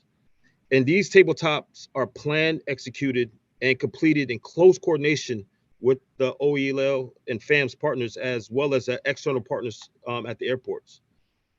It's important to note that the TTXs differ from TRPs because the TTXs are part of the TRP itself. TTXs must be conducted yearly at the hubs.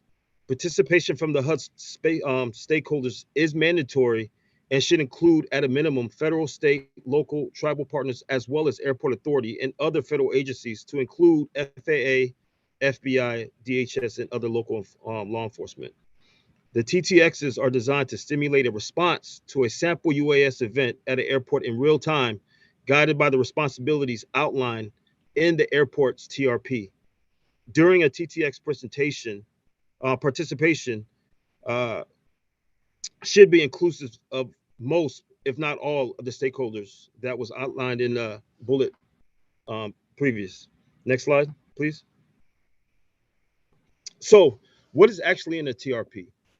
if you take a look at the table of contents here, there are 7 sections within the TRPs and also 9 appendices. So number 1, UAS response support agencies. This section provides an overview on UAS response development team at the airport, as well as federal agencies, state and local entities, law enforcement, and airport operators who may be involved in responding to a UAS activity at an airport. The UAS response development team consists of the federal screening director, as well as the Federal Air Marshal Services, the supervisory air marshal in charge, which includes the AFSD, which is the Assistant Federal Screening Directors of Law Enforcement, the compliance side of the house, transportation security specialists, explosives office, as well as airport coordination center.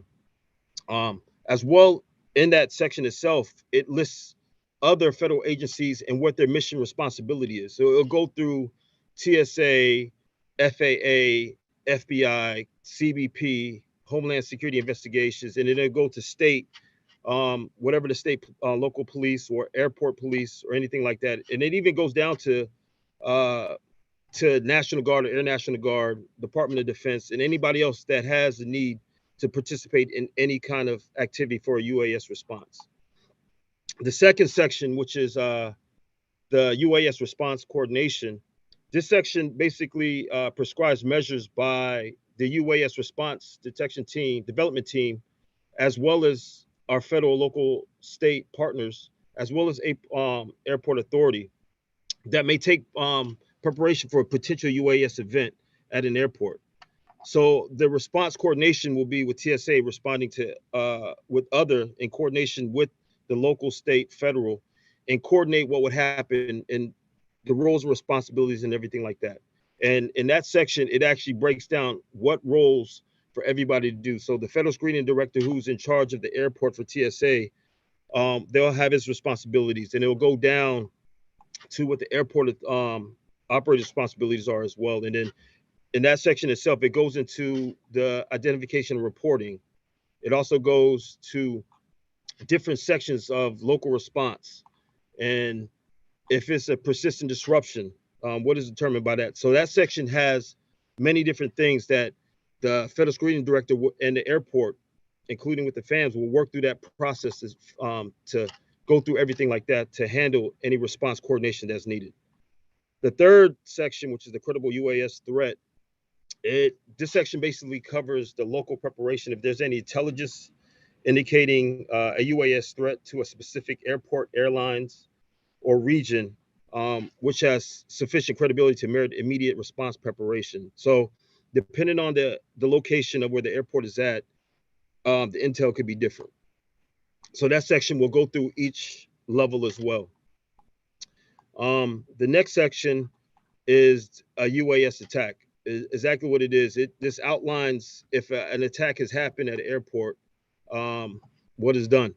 And it goes through the same thing as responsibilities for every component within TSA, as well as local airport operators and stuff like that. The recovery, as it is in recovery, as it's stated, results in halted traffic operations. With this situation, it says how TSA would coordinate with FAA, airport operators, and other interested entities to determine when to resume operations at an airport, depending how catastrophic or how minor the situation is. The next after that, section 6 is the checklist and essential elements of information. So it just goes through the checklist itself that, we have to contact with TSOC. If a situation happens, the information we give and moves forward through TSA's TSOC the federal screening director or the designee will make a phone call and describe the situation of what has happened. After that, of course, the after action report. So with that situation, they'll go through the steps on exactly what happened, how do we improve, and so on and so forth.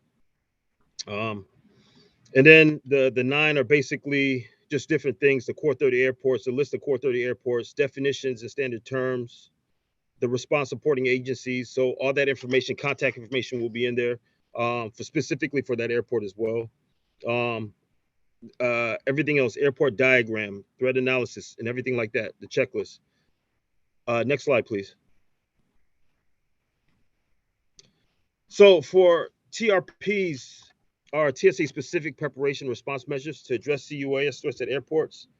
And the main thing is that TRPs are developed for each specific airport and provides a framework for a local response to a UAS activity at airport. It further outlines how TSA, in coordination with the federal, state, local, state, territorial entities at an airport, will evaluate whether a local response is insufficient or a national federal response is necessary to mitigate the UAS threat. This plan in the TRP recognizes that a number of potential UAS launch areas around the airports are numerous and may cover an area approximately 300 square miles. It doesn't mean it's going to be 300. It depends on how big the airport is and where it could actually disrupt aviation. So that number could be varied from airport to airport, and within the TRP, it'll be more specific. The response plans considers processes and current available for stakeholders to address a UAS threat at an airport by conducting periodic assessments and local tabletop exercises. The local tabletop exercises is really taking the TRP and put it into a real life situation. From that situation itself, everybody that's there, from TSA to federal to state to local and to UAS, will actually come together and work that situation out to the best of their ability to follow their TRP for TSA's TRP and whatever else they have there. Exercising TRP requires coordination, as I mentioned before, with internal and external partners to maximize impact and effectiveness. Next slide. So for conducting all TTXs last year, we came up with some key takeaways that we learned TSA in security operations. The first one that we found out is that exercises have strengthened local TSA's management and internal and external stakeholders' ability to discuss and build consensus regarding roles and responsibilities to support a unified response to a real UAS activity incident at an airport. The second one, TTX constantly provides the opportunity for all participants to become familiar with each other's parameters, flexibility, and/or limitations of state and local law enforcement response to UAS. And the third one is that I would love to mention that TRPs are a living document, and they are constantly ever changing to keep current with intelligence information that we receive and to protect an airport from foreign and domestic threats. This ensures that there's up-to-date contact information that will improve immediate response, a central piece of mitigating any length of potential disruption of airport operations. So the federal screening director or their designee will constantly update the TRP when necessary. So whenever someone new comes in, they'll contact that information to make sure everything's up to date. So if a situation does arise, they could quickly go through the information and contact everybody so we could have this situation handled as quick as possible. And that's all I have. So I will pass this back over to Kevin.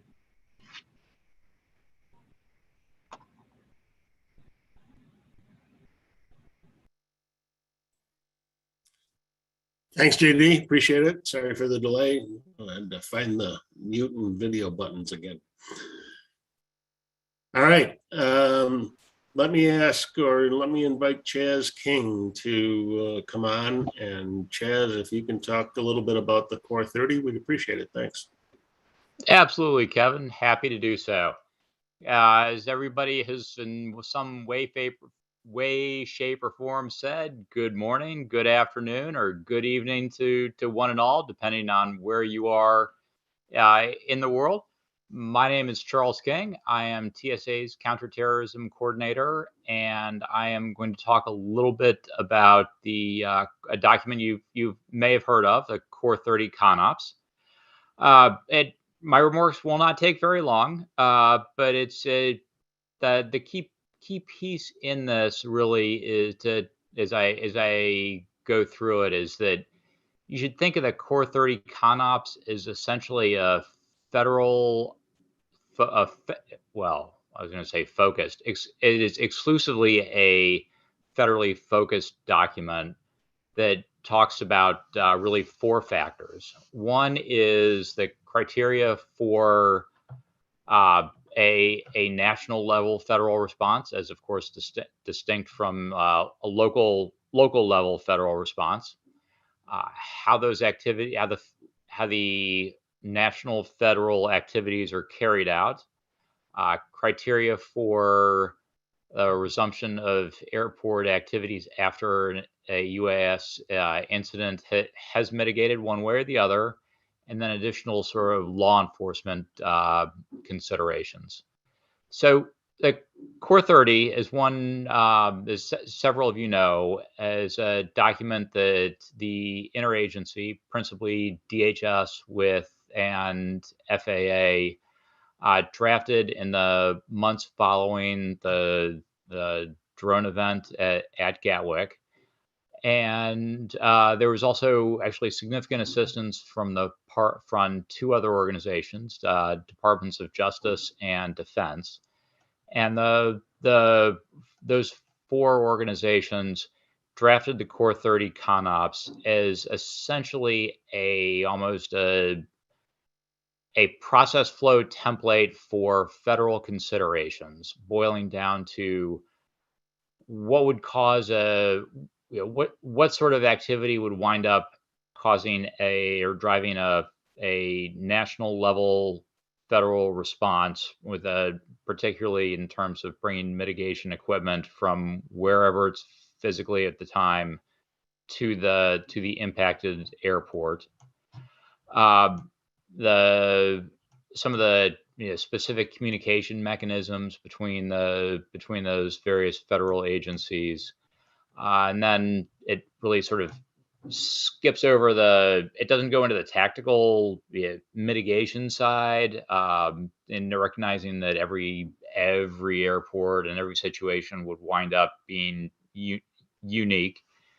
But then it does sort of speak to some considerations for the restart of operations at an airport, not necessarily from not the tactical level, but more the sort of the national or strategic considerations on restarting operations. And a lot of that has to do with has every interested organization determined that it's safe to resume operations. The feds determined that there's no longer a persistent disruption. High confidence that the source of the disruption has been mitigated. That sort of piece. The Core 30 ConOps were initially drafted in 2019. It was approved at a departmental deputies level discussion. It was then renewed in January of 2021. Sorry, I need to look at my computer to figure out what year it is these days. And the document principally TSA, FAA, it shared in the development with a number of the stakeholders, some of whom are on this call. It's for official use only documents, so it is something that we can, of course, share with those who do not have a copy. That is in a nutshell the Core 30 ConOps. And let me then, if there are no questions specific to that, I will pass the mic back over to Kevin. Thank you.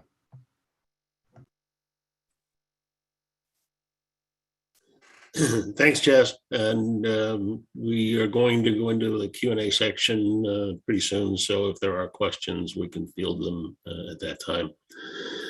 Burke, that was the two items that we wanted to present in panel 2. So if I can, I'll turn it back over to you and we'll go from there.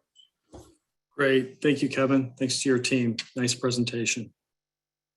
Okay, so we have already received a lot of good questions in the chat, and we welcome you to continue adding them in. We had some questions that came in prior to, and we're going to start off with some of those on the front end here. So as you can see, we have a very large panel here on the Q&As. From the FAA airports, we have Alberto Rodriguez, Trish Hyatt, Mark Kozad, and John Dermody will be joining us shortly. From FAA Air Traffic, we have Brandon Youngblood, manager of UAS Security Operations Group, and John Stowe, the manager of UAS and Commercial Space Team. And we are very excited to have Adam Bouchard, who's the Vice President of Operations at Tampa International Airport. And and then obviously Kevin's team with the large cadre with the TSA.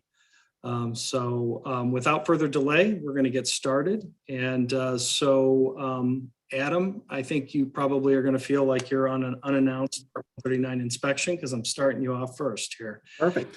So, Adam, you folks in Tampa have been a leader with this initiative. You were the first airport that we had an approved plan.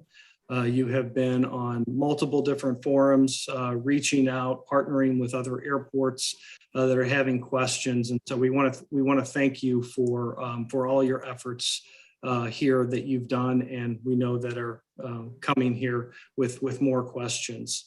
So if we could start off here, and if you can kind of give us some background here, what were some of the obstacles that Tampa had for your UAS response plan, being coordinated and approved? And do you have any suggestions and lessons learned from the airport to other airports?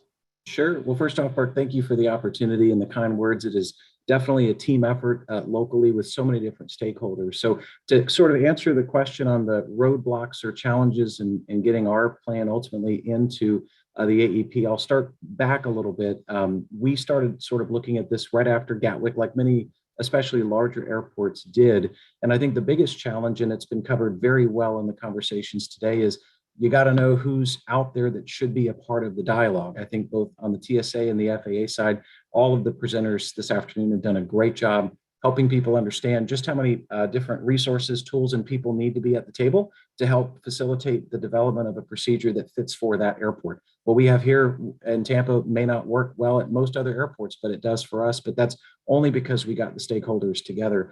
So I think that for us has been the biggest key. And then the frequency at which you do that. So for us, we've had the past couple of years to not only develop a plan, but to practice that plan and refine it from there. And so for those airports that are entering this rather rapidly with the requirement to get this in the AEP, it will evolve, and that's a good thing. But getting all of the key players, the FAA LEAP team, small but mighty group of men and women that do awesome work, they were probably the single biggest and best resource that we could have ever asked for at the outset of our procedures development some time back. So leveraging those resources, contacting them, getting people in a room together or virtually these days, I suppose, is critical. And I think that will go a long way for all of our fellow airports to get this done and get it done right. Okay, great. Thank you, Adam. So in Mark's presentation, Adam, Mark touched on critical areas to address in the response plan, and one of flight paths. How detailed is Tampa's plan pertaining to the approach and departure surfaces? So it's a bit challenging with the approach and departure surfaces, but it is outlined. The approach we've taken for us is, and it was kind of alluded to in Mark's presentation a little bit, I imagine a number of other airports took this approach too. We kind of have an inner ring, if you will, an area that would be of greatest concern to us to have a drone detected or spotted, and then kind of a perimeter area that is something we want to watch, be aware of, but it isn't necessarily an immediate impact. And the way we've sort of developed that outer kind of monitor and watch what's going on is we're really looking at its proximity to our arrival and departure corridors. We're a pretty simple laid out airport, so a Chicago, a Dallas would be a bit harder. For us, we're primarily, two north-south runways, so it's pretty easy to kind of look at what those surfaces are. For us, though, our plan is really built around the location of that drone and to those corridors, and then it's altitude specific. So a drone, operating at low altitudes in the arrival departure corridor isn't as immediate of a concern for us as a drone that's close, but at significantly greater altitude in the hundreds of feet, which we've seen before here around TPA. Drones in the 500-600 feet, which obviously is a violation of the rules but then of course, right in the corridor is a concern. So we've tried to build that somewhat with a little bit of room to maneuver and engage on what we might detect in those areas so that we have the flexibility to respond ahead of it becoming an issue in those corridors. I hope that makes sense, Bert. It does. Thank you very much. Sure. So Adam, we've had some conversation several times with regards to how you have secured this document within your airport emergency plan. And while it's not SSI and it's not secured through the security program, can you talk a little bit about how you manage that? Absolutely. So, like some airports, I imagine a good number of them there are certain components of the AEP that we consider to be a security supplement. So hijacking, bomb threat, and then our UAS plan in particular are essentially kind of a separate part of the AEP that if an airline or others ask for our AEP, that generally does not go with it because it is more sensitive in nature for us. And so that's where we put our drone response procedure and plan is essentially in that security supplement that's released on a need to know. And so for us, we believe there's correlation and tie back to 1542 to some degree based on the sensitive nature of the information found in those 3 different sets of plans. And so that's how we've controlled it. The other thing just to throw out to our airports, obviously across so many different states, is to look to validate the requirements of releasing that based off of your state. In Florida, it's the Sunshine Law with requirements there that require us to release certain documentation upon request to validate that wherever you're putting it and however you're flagging it in terms of sensitive nature or prior permission required for release, however you need to do that to make sure it doesn't inadvertently get out into the public through a public records request. Okay, great. One question that we've heard a lot, and I think maybe you can provide some insight based on your plan, is if an airport has reports of suspicious UAS operating adjacent to the AOA, just right outside the fence line. Explain how your plan is set up and how you are responding to those types of events. So our plan, as I alluded to earlier, we've got kind of these 2 different zones that we're watching for drone activity, whether it's detected or reported to us. And so the area outside of our perimeter fence is kind of that monitor area for the most part. And where possible, we do send our resources out. At minimum, our airport police will go out, all of whom have been through very robust UAS training, both from a state statute perspective and what's federally required for operators to be operating near an airport. We found the vast majority of people that are flying their drones right next to the airport. We've got a baseball field and a soccer field just to the west of our airport.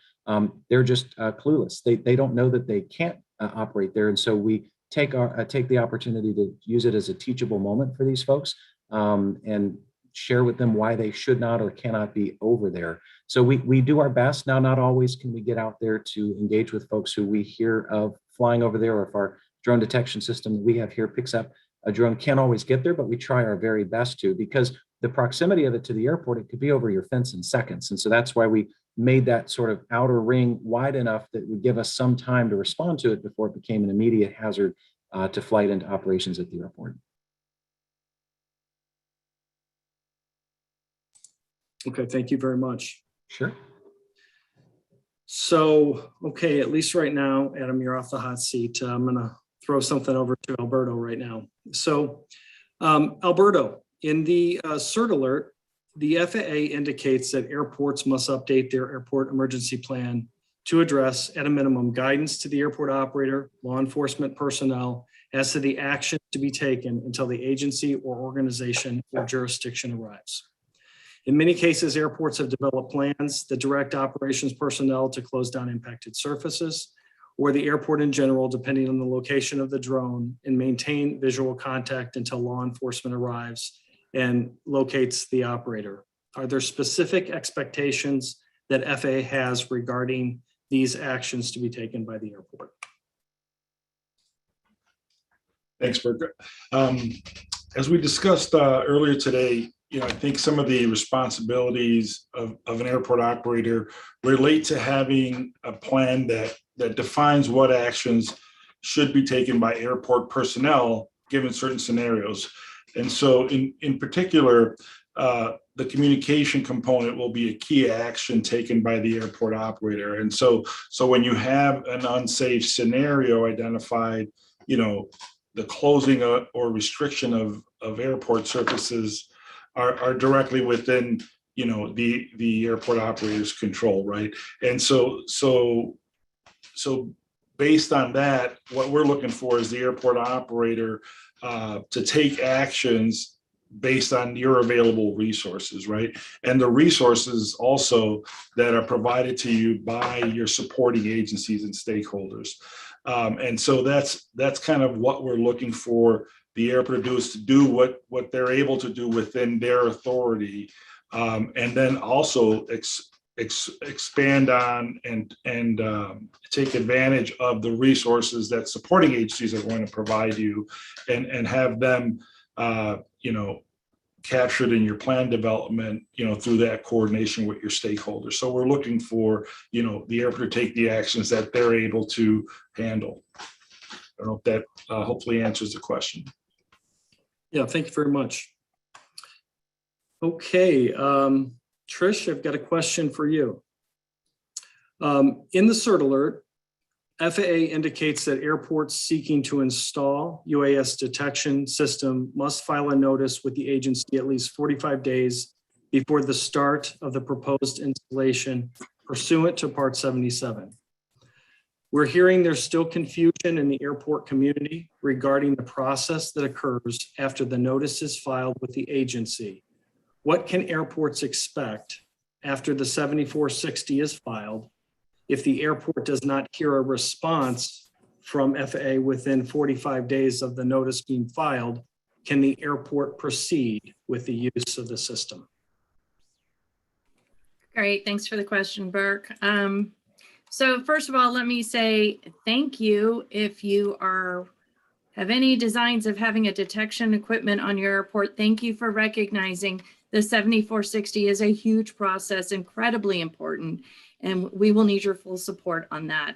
Whenever the FAA has anything new, we try to use current systems that we have in place while we move toward building better, more robust systems to handle whatever. So in this case, as airport operators came to us and said they wanted to install particular types of detection equipment, we went immediately to, hey, we have a reviewing process in the 7460 process, and let's start there and we'll build upon it. John, I see that your camera came on, so if you want to jump in at any point on this subject, please feel free. But this is one of those areas where FAA is still building out our process while this is unfolding for all of us. So what I will say is that if you're doing this, we have asked that you go to the ADO, submit your 7460, and they start as the intake point for the documents, if you will. After that, it will come into the FAA's doors, into the FAA's systems, and all of the people inside of FAA who need to know about this have an opportunity to review it in one fashion or another. Since this is very, very heavily related to spectrum and communications review, those are the people that we need to get the most eyes on it and evaluate how any of that equipment is going to impact any of the equipment that is in the NAS on the airport otherwise. So while we're doing this, the ADO is still the person you would be talking to for asking if information has come back. But I will say we will get you back a response. We are just at the precipice of converting over from a requirement under 7460 and a requirement over 139 of how all of that information is going to come in. But I will say this isn't unique just to 139 airports. If there's a non-139 airport that is looking at detection equipment, they too have to follow the exact same process.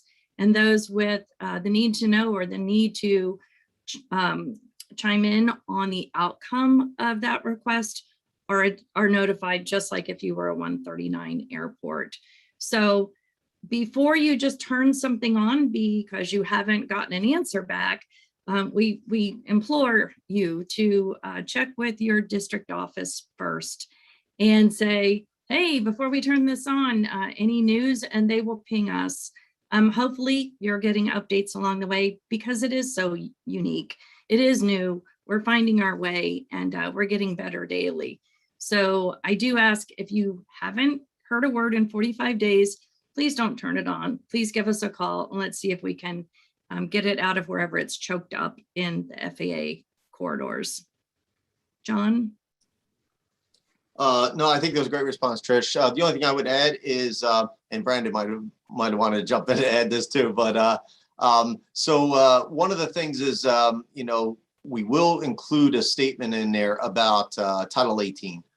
So we have some legal guidance that was done, a tri-agency legal guidance document, and we'll probably be referring to that in our determination letters. So if it's pure, passive UAS detection, it may or may not trigger some of the infringements of Title 18. So it would be up to the airport to really review this with their legal staff to ensure they're not infringing on Title 18. And it certainly, I think we'll provide a point of contact. It really falls outside FAA, falls to Department of Justice. So it would probably be a Department of Justice, a person that we would provide to answer anything specific to that. But yeah, Trish captured everything else. Thank you. Thanks. Brandon, did you want to chime in on that one? No? All right. Sounds good. The last little point I want to put on this one is that we don't have that many of them right now, and that is a good thing, because we're learning as we go too. So we want to do it right and take our time. The CERT alert's primary focus is detection by any means. So we're not saying that it's just detection equipment. If any law enforcement patrol are out there and they see it with their eyes, that's the same thing for us at this moment. Obviously, they're two different things, but we want the awareness, notification, and the response to be evaluated whether the airport operator has detection equipment or not.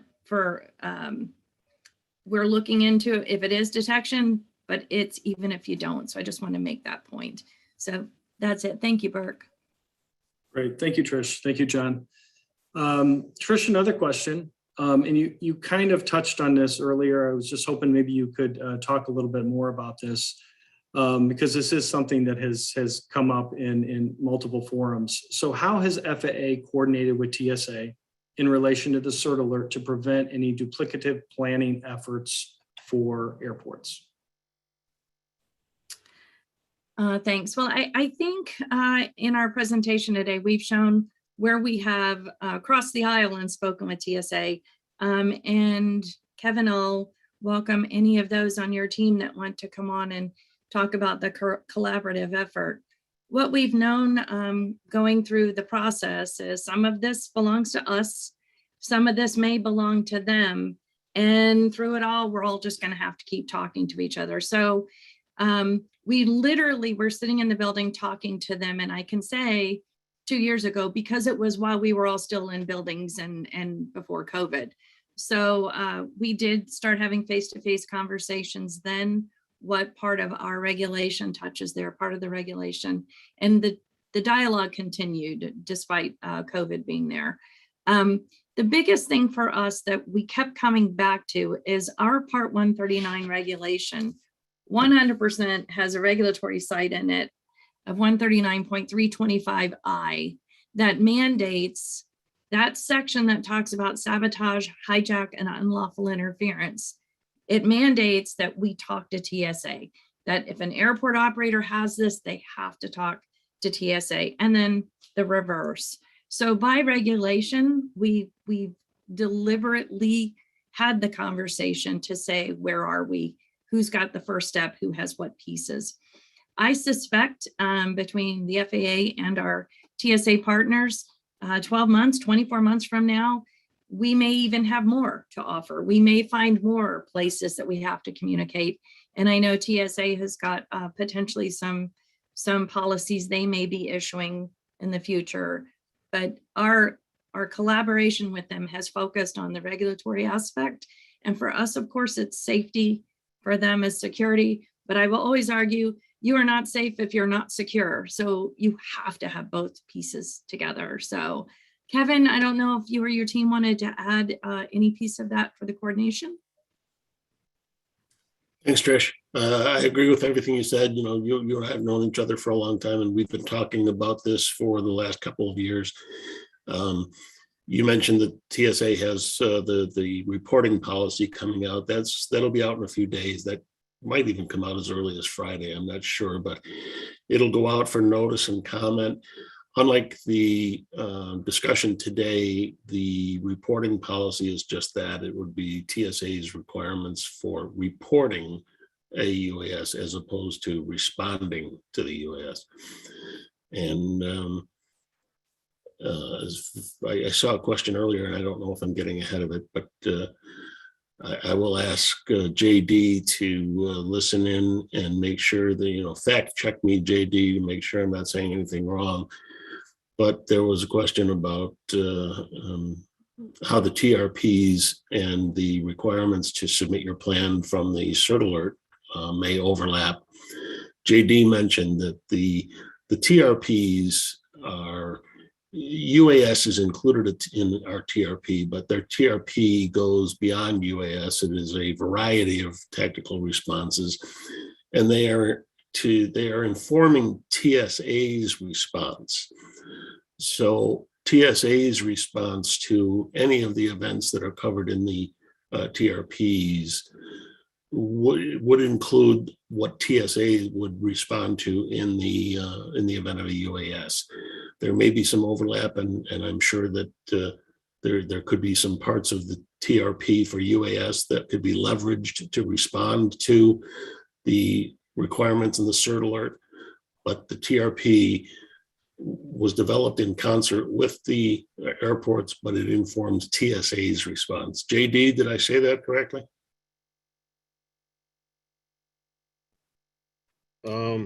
You did. I do want to reiterate that it is TSA's responsibility in the TRPs, and there probably going to be overlaps. Even in the TRP, they ask, you know, contact information to see what the response is for the airport authority, because we have to work side by side. Even in TTXs, we require to have airport authority to participate in the TTX. So you're 100% correct, Kevin. Thank you. Thank you, JD. Okay, thanks, Trish, and Bert, back to you.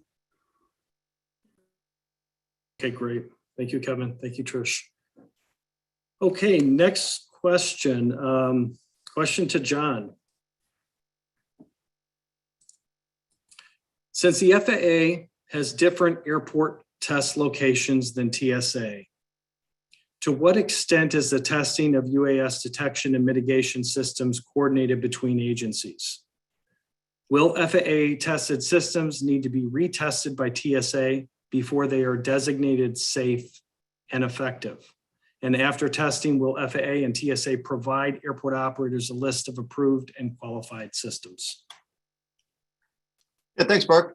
And welcome TSA to add to, I'll talk about it from the FAA perspective here, but FAA and TSA, we meet very regularly, at least on a monthly basis, to share information on our testing programs between what we're doing at under the Section 383 program and what TSA is doing for Miami and LAX. We have slightly different, research, research intentions, I think, for our testing. Our job in the FAA is really to look to see how they can perform in the airport environment, see if there's any issues with, interference, whether it's from detection systems or mitigation. And also to determine the efficacy of those systems, so we can provide some performance standards for detection and mitigation. I think there's a couple differences too on from the FAA side. Under our Section 383 testing, we're going to 4, besides our Atlantic City, which is our research base, where our tech center is, we're going to 4 other airports. And we're going to be actually using UAS targets and detecting their presence daily as we go through these our job cards. So I think I believe TSA is going to be monitoring like non-participating UAS targets around the airport. So where we would be actually flying our UAS separately and detecting them and having them do different flight tracks and stuff, so we can really understand the performance levels for the detection and mitigation systems. But I think we're cooperating together. We've actually, Jim Patterson told us yesterday, he's our program lead for Section 383, that TSA invited him to go out to a meeting in LAX to discuss the specifics there. So there's a lot of collaboration going on there. The second question had to do with retesting by TSA. So I think when we get done, we don't have any plans to have TSA retest our systems. We're really going to go through the research, understand the capabilities and any limitations of the detection and mitigation systems, and then we'll be proceeding with a performance standard based on those. And then after testing, as far as approved qualified, having like a qualified product list or a QPR for approved and qualified systems, from the FAA's perspective, we do not intend to provide a list of approved systems. As you probably know, there's about 500 different vendors out there in the UAS detection and counter UAS market. So it would be nearly impossible to list them all or to test them all first and then provide a qualified list of them all. What we're planning on doing is coming up with a draft like vendor agnostic performance standard. So it wouldn't matter what who the vendor is. We would be looking at technology types and providing performance standards based on those technology types. So that's what we would be doing in the FAA. And I don't know if Kevin or others on TSA team want to talk about what the TSA is planning on doing. Thanks, John. I'm going to defer to my colleague, Chaz King. Chaz, is there anything that you wanted to add to this? Oh, thanks, Kevin. Yeah, just a couple other pieces I'd like to throw in there as well. I think it's also fairly useful to keep in mind that even though it's FAA and TSA that are on the call over, at the moment, the two of us are far from the only organizations that have an abiding interest over in the CUAS detection and mitigation space, even over just at the federal level. For example, there's a tech working group that involves Departments of Justice and Defense, and then some other federal partners that are looking over at the efficacy of various detection and mitigation kits. And then there's also sort of relevant, and then some of this is to and DHS S&T. I actually should never skip over them and the size of their footprint over in this space. But then there's also there's a important distinction to make between both detection and mitigation equipment, and then what's the authorized for use over in accordance with 124N procedures versus equipment that doesn't implicate any Title 18 issues. So when it comes straight down to sort of a list of authorized equipment, it's a lot of that is much more sort of a specifics and nuanced as to who the user is, what that particular use case is, what the nature of the technology is, as opposed to sort of who would be operating it, as opposed to sort of a much more broad authorized equipment list, yes or no sort of piece. So it's at a very sort of basic level. There's a lot of there's a heck of a lot of it depends over in any sort of response to that, as there always is. And I see Trish nodding her head over there. Thanks. Thanks, Jess. Burke, back to you. Okay, great. Thank you.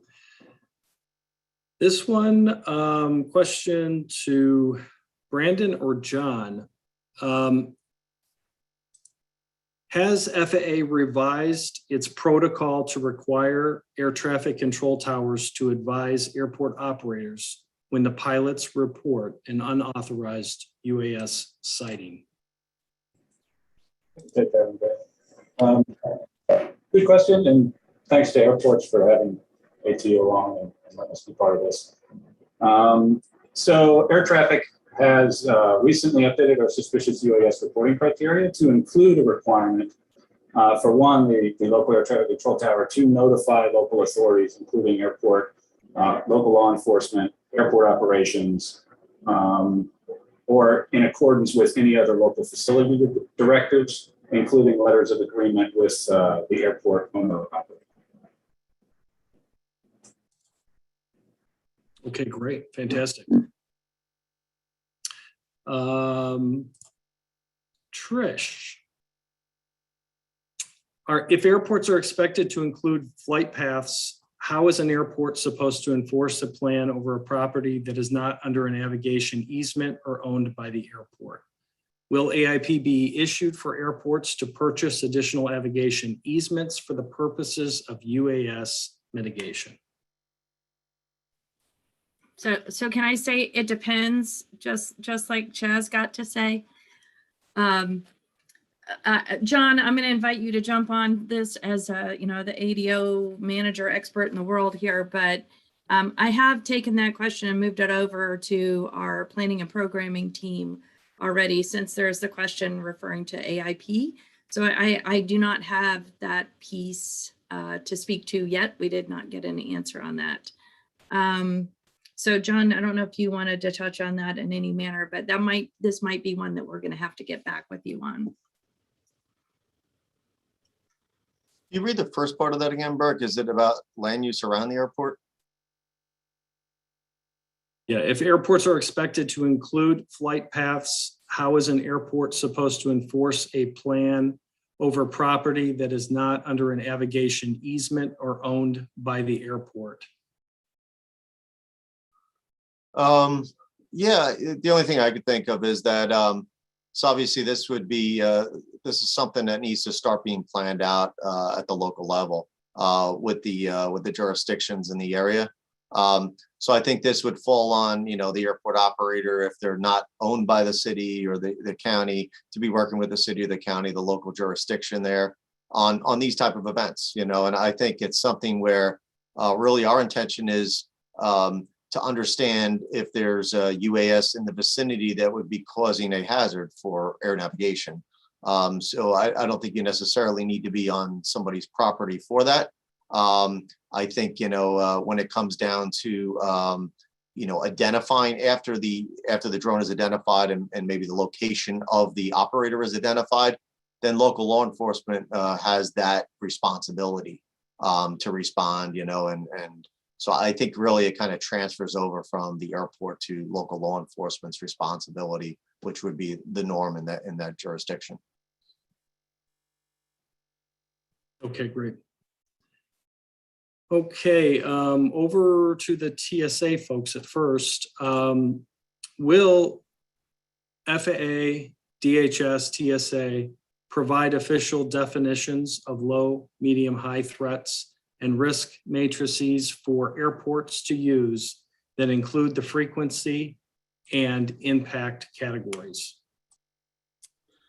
Burke, I'm not sure that TSA has defined low, medium, or high. I'll defer to any of my colleagues at TSA on the line who have more information on this, but I don't believe that TSA has a definition of the three different categories that you mentioned for UAS at this time. Anybody else from TSA have any more information on that? Kevin, this is Chaz. No, I concur. My apologies. I haven't flipped through the CERT alert to see if that was the source of the high, medium, or low, but I do not know of a TSA document that speaks to sort of that differentiation. And if the questioner could add something in the chat, that would be helpful. Thanks. So I'll talk to, it's not low, medium, or high, but on the air traffic side of the house, we use what's called suspicious or non-suspicious. And they're very generic terms, and it is allow our controllers the maximum freedom that they can to assess what we call the totality of circumstances to address the situation as it comes at us. So that's the key term on the air traffic side, is either suspicious or non-suspicious. And essentially what that comes down to is whether that UAS is a hazard or not. So hopefully that helps clarify, but as far as I'm aware, there's no real low, medium, or high definition or construct for addressing this topic. Thanks, Brandon. Hey, Burke, I think we can take an eye on IOU on that. It might have been something we picked up from a different document and picked up the language. So we'll make a clarification of that. Yeah.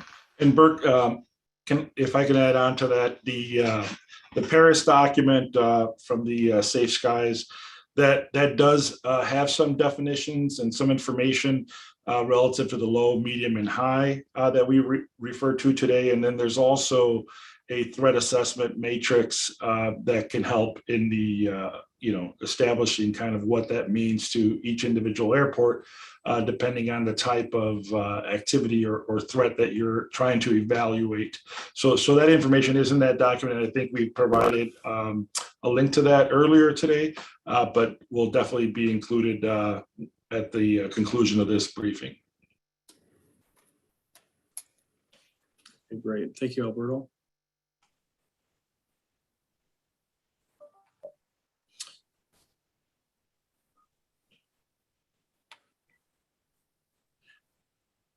So there was a question here, this back to Alberto. So how is an attachment to the AEP restricted information versus in the hazard specific section?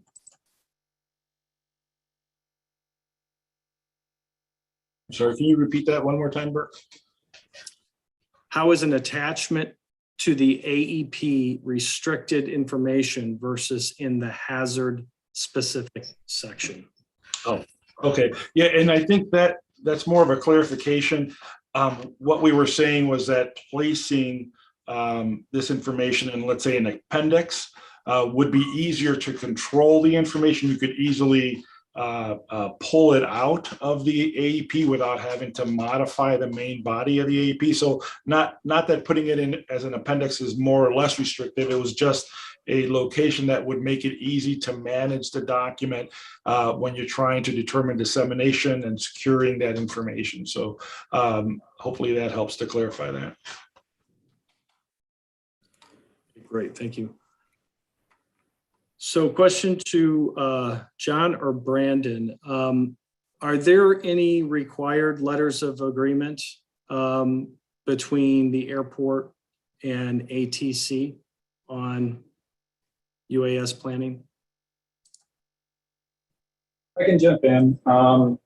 So I don't believe there's any specific LOA requirement. And I think in terms of what needs to be memorialized in an LOA, it's going to be dependent on the local discussions, the content of the actual response plan, whether or not there's any required communication that takes place or notification requirements between the parties.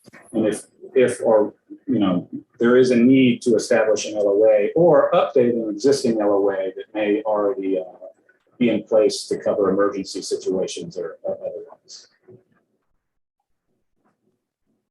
Okay, great. Thank you. Question over to the TSA folks. Regarding the UAS TTX exercises, are those required for all 1542 airports or just the core 30? I believe in JD's presentation, he talked about all of the TSA regulated airports. JD, I defer to you.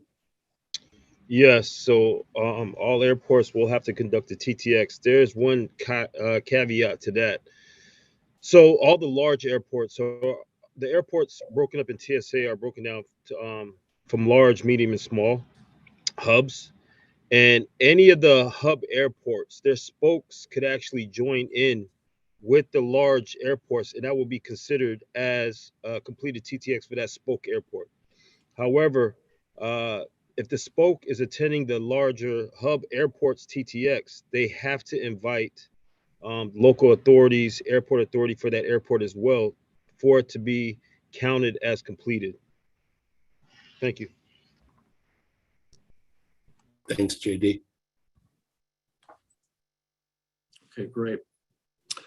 John or Brandon, is there an authorized altitude operating height for UAS systems to operate at the airport, or all operations unauthorized?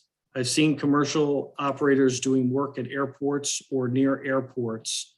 And do manufacturers of these UAS systems have geofences built into them to prevent or limit this interference? So in each of the cases, it's going to be dependent on the specific request and the conditions of the letter of authorization or authorization provided to that operator. We do have a requirement within our traffic that these requests are addressed through drone zone as opposed to LANCE specific requests, so that the ATO has the ability to review the specific request and apply any and all appropriate mitigation. So if there's a need to require a specific altitude, that'll be part of the authorization. And this with geofence, it's not a general requirement, but if there is a mitigation requirement for that geofencing, that's the same place that would be put as well in the authorization. Great, thank you, John. Okay, to Adam. What aspects of the plan, if any, have you identified a need of resources beyond the local capability to provide, or that were unable to be addressed? So Burke, on that one, when we first set out on this, we thought we need a lot more resources than we have presently at the airport. But by bringing all of the stakeholders together, we identified pretty quickly that for the most part, we are resourced properly. It really came down to training and bringing all of the right people into the room. There are certain scenarios when we run our tabletops, we usually do 2 a year. And the scenarios run the gambit, and they're always pretty extreme with the types of scenarios that we run, because our thought is if we can do those well, we can handle the a little bit more innocuous type scenarios.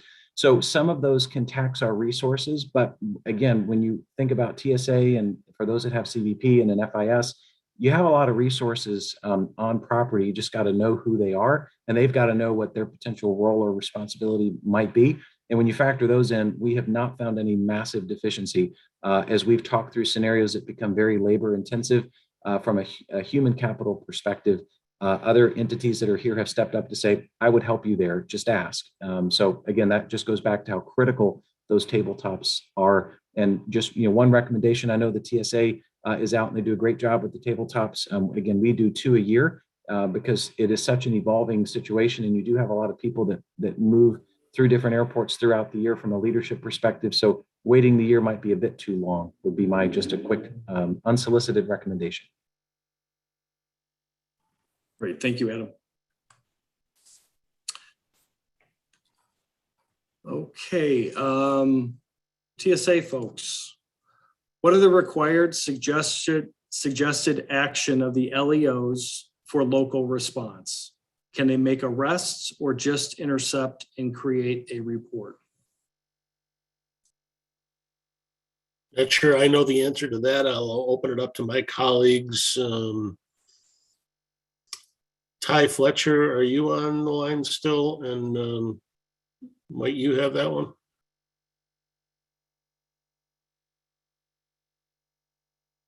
I don't see Ty on any longer. Perhaps I've dropped off.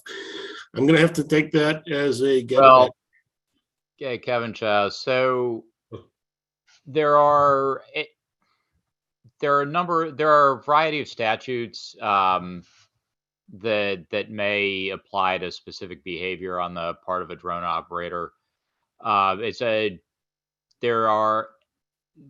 There's at some level some federal statutes. There are also a number of state and local or states and localities that have drafted and written their own UAS operations statutes that may apply. There are some nuisance laws that are potentially applicable. And actually, the FAA has a fairly robust list of LE considerations in the UAS space over on one of their over on a website. And if it's actually a fairly straightforward Google to pull that up. And if we can do so before the end of this call, we'll put that over in the chat.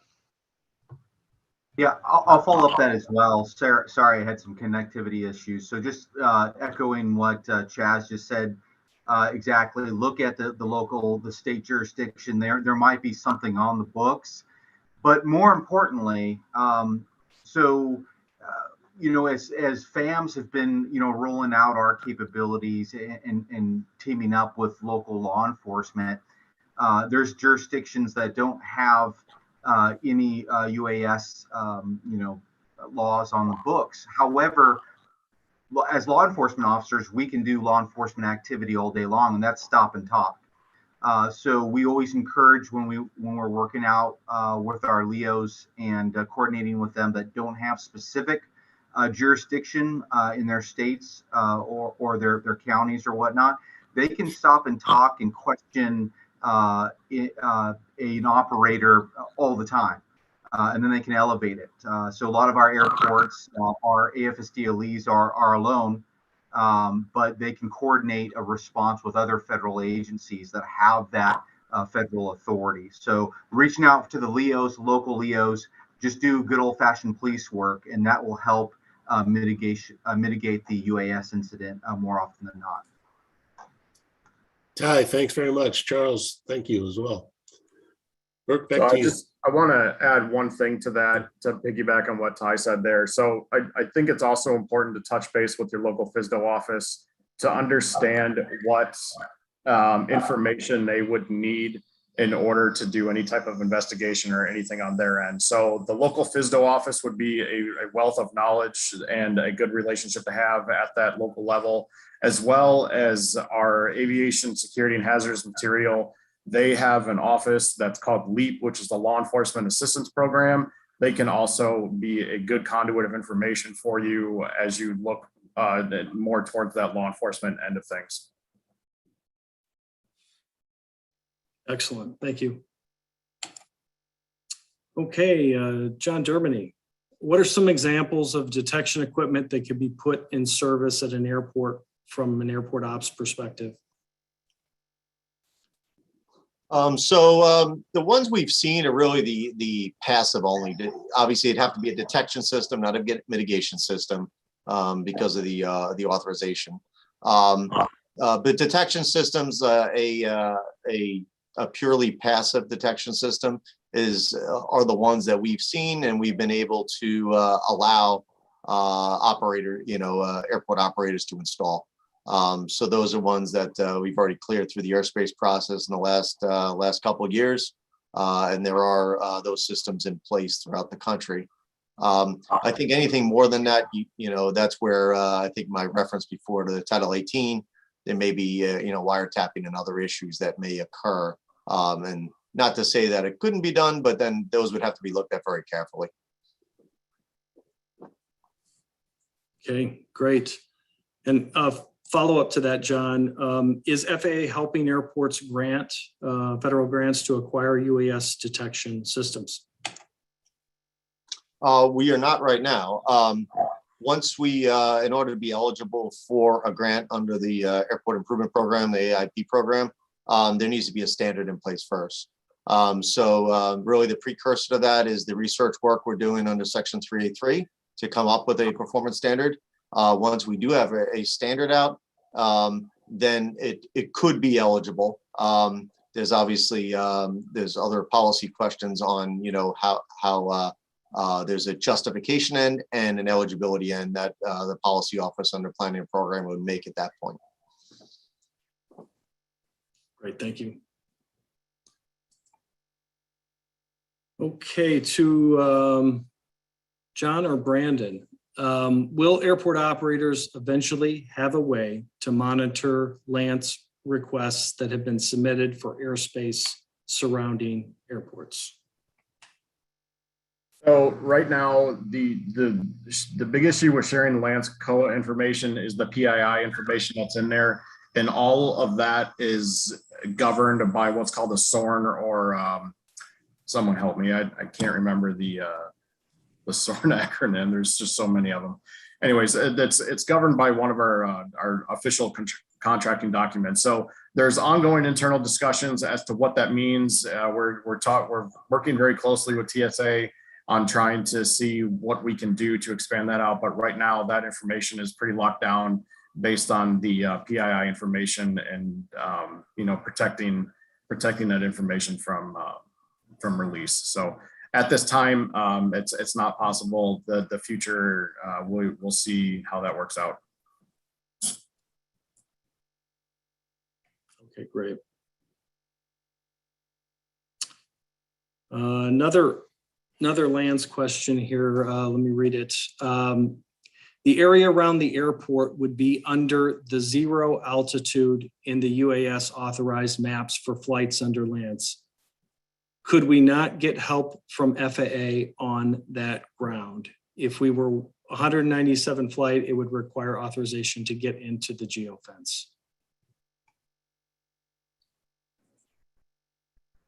I might ask you to repeat the question one time for me.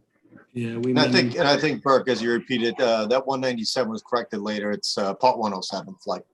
Oh. I think I understand 10. I just want to make sure before I answer it. So the area around the airport would be under the 0 altitude in the UAS authorized maps for the flights under LANC. Could we not get help from the FAA on that ground? If it were a 107 flight, would it require authorization to get into the geofence? Okay, so I think I alluded to it earlier. There is a requirement for ATO when addressing the specific authorizations on airports because of the need for additional mitigations and safety considerations to address those through drone zone. So the 0 grids just mean that those requests aren't going to be automatically approved through LANC, and that there's going to require that additional review for the approval. So those requests, we entertain them, we will review them, we'll apply the appropriate mitigations, but those have to be handled through drone zone at this time. And just one addition, I just want to touch on the geofence real quick. The geofencing is not governed by the FAA or any federal entity. It is a third-party service that's in the software packages that the UAS manufacturers provide on their own. That is not a governed thing. We do not control access of airspace through geofencing.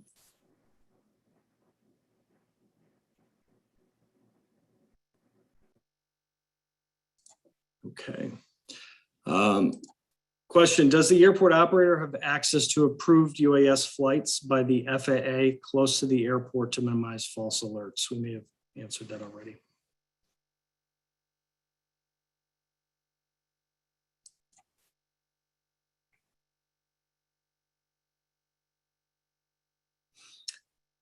Next question, and we're getting close to our time here. Hazardous UAS detection is considerably different during IFR, low visibility ops compared to VFR. Any special considerations around UAS reporting during IFR when flight crew ability to see and avoid is significantly degraded. Any additional considerations if the authorized UAS is using 5G enabled comms? So I'll just touch on the VFR IFR thing. So again, it goes back to what I was saying earlier. It's the totality of circumstances. That's one of those things that would play into the decision making based on the facility. John, if you want to add anything to that, as far as the 5G enabled comms, obviously that's still in process of being worked out internally, and we cannot go down that road right now. But outside of that, John, did you want to say anything more on the IFR VFR? I don't believe so. I think, like you mentioned, Brandon, the individual circumstances. That's why this topic is so difficult, right? We can go through many scenarios, individual scenarios, but what we see on a day-to-day basis or at a local level, it's really the details of that that's going to determine what action might need to be taken or might not need to be taken. One of the things that, if air traffic is aware of a suspicious UAS or UAS activity that's hazardous or reckless, our top priority is safety. So we're going to share that information, obviously, with any pilots that may encounter the UAS or where we do have a requirement in the 711065, so the ATC manual, to provide that information and provide advisors to pilots in the event where we are notified of those instances. So we'll share the information, we'll pass it along. We have our reporting requirements, the same IFR as VFR. Okay, great. Thank you, John. Okay, we are at the time limit here for the Q&A session. We still had some questions that we didn't answer, but as we indicated before, we certainly will combining those and sending those out to the entire group here. And I just want to further reinforce our steadfast commitment to all that you do as we move forward in this important initiative. And so at this time, I would like to turn it over to John Dermody for closing remarks. Thank you, Burke. I think it sounds like this is very successful, this Industry Day Forum. I want to thank all our partners at FAA and TSA. Great information share. I think for airport operators out there, I think your takeaway should be that you're not in this alone. We're here, we're learning together. We'll figure this out together. As Mark Kozad and others mentioned before, reach out to your airport safety certification inspectors locally. We'll be working with them on the response plans themselves. And and as you know, we will continue to learn. So as you go through this and you do your submittals in April, if things change along the way, we'll be there to work with you to update the plans moving forward. I think Trish hit on a good point before, because I saw there was a lot of questions on UAS detection systems themselves. But keep in mind, this goes beyond just detection systems. This is for any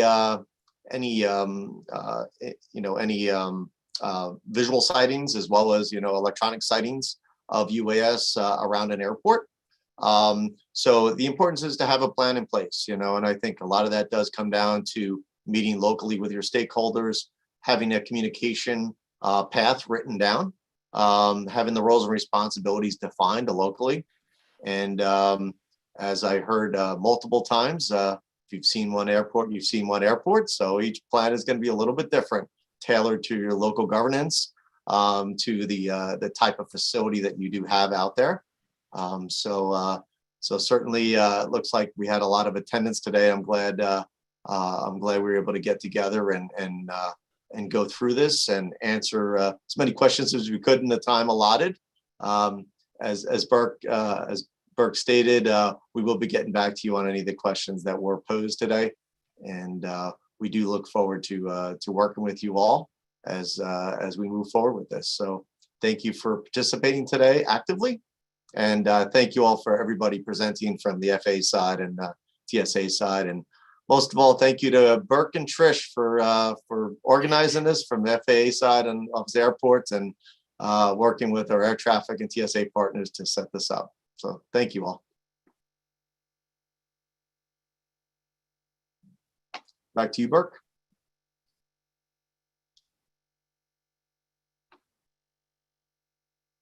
Trish, did you have any last comments, closing comments? Yeah, thanks. And thanks, John, for jumping in and at the end there, I know you've been super busy today, so we appreciate it. Talking about participation, I wanted to say quickly, there was at one point up to 689 people on this call, which means that a lot of people heard the same thing, and they might be a great resource for you to reach out and maybe start talking about this collectively with your peers on some of the best ideas. We will get out what we can, when we can, as we can, but sometimes you guys are much faster at talking about things than we are, so I would encourage you reaching out to each other. I too want to add my thanks to all of the panelists, to TSA, Kevin and team, thanks so much for jumping in. And a big thanks to air traffic for jumping in when some of the things they have aren't too easy to discuss because the processes aren't completed yet, but we absolutely appreciate your involvement. And you have our commitment as we keep going forward. We will keep sending out information. So thanks to all of you for sticking in there with us for 3 hours. And thanks to our inspectors in the field who will be your first line of contact in getting through these. We're here as, I call it backup dancers, and we're ready to support anybody when needed. So thank you again. And I think at this point we can end the call. So best to everyone. Have a wonderful afternoon. I also want to thank Adam. Thank you, Adam, from Tampa. Forgot to mention earlier. So thank you. No, absolutely. Always a pleasure. Thanks, John. Thanks, Trish. Thanks, Bert. Sorry, Adam. Thank you. Absolutely. Thank you, Adam. Bye-bye. Bye, everyone.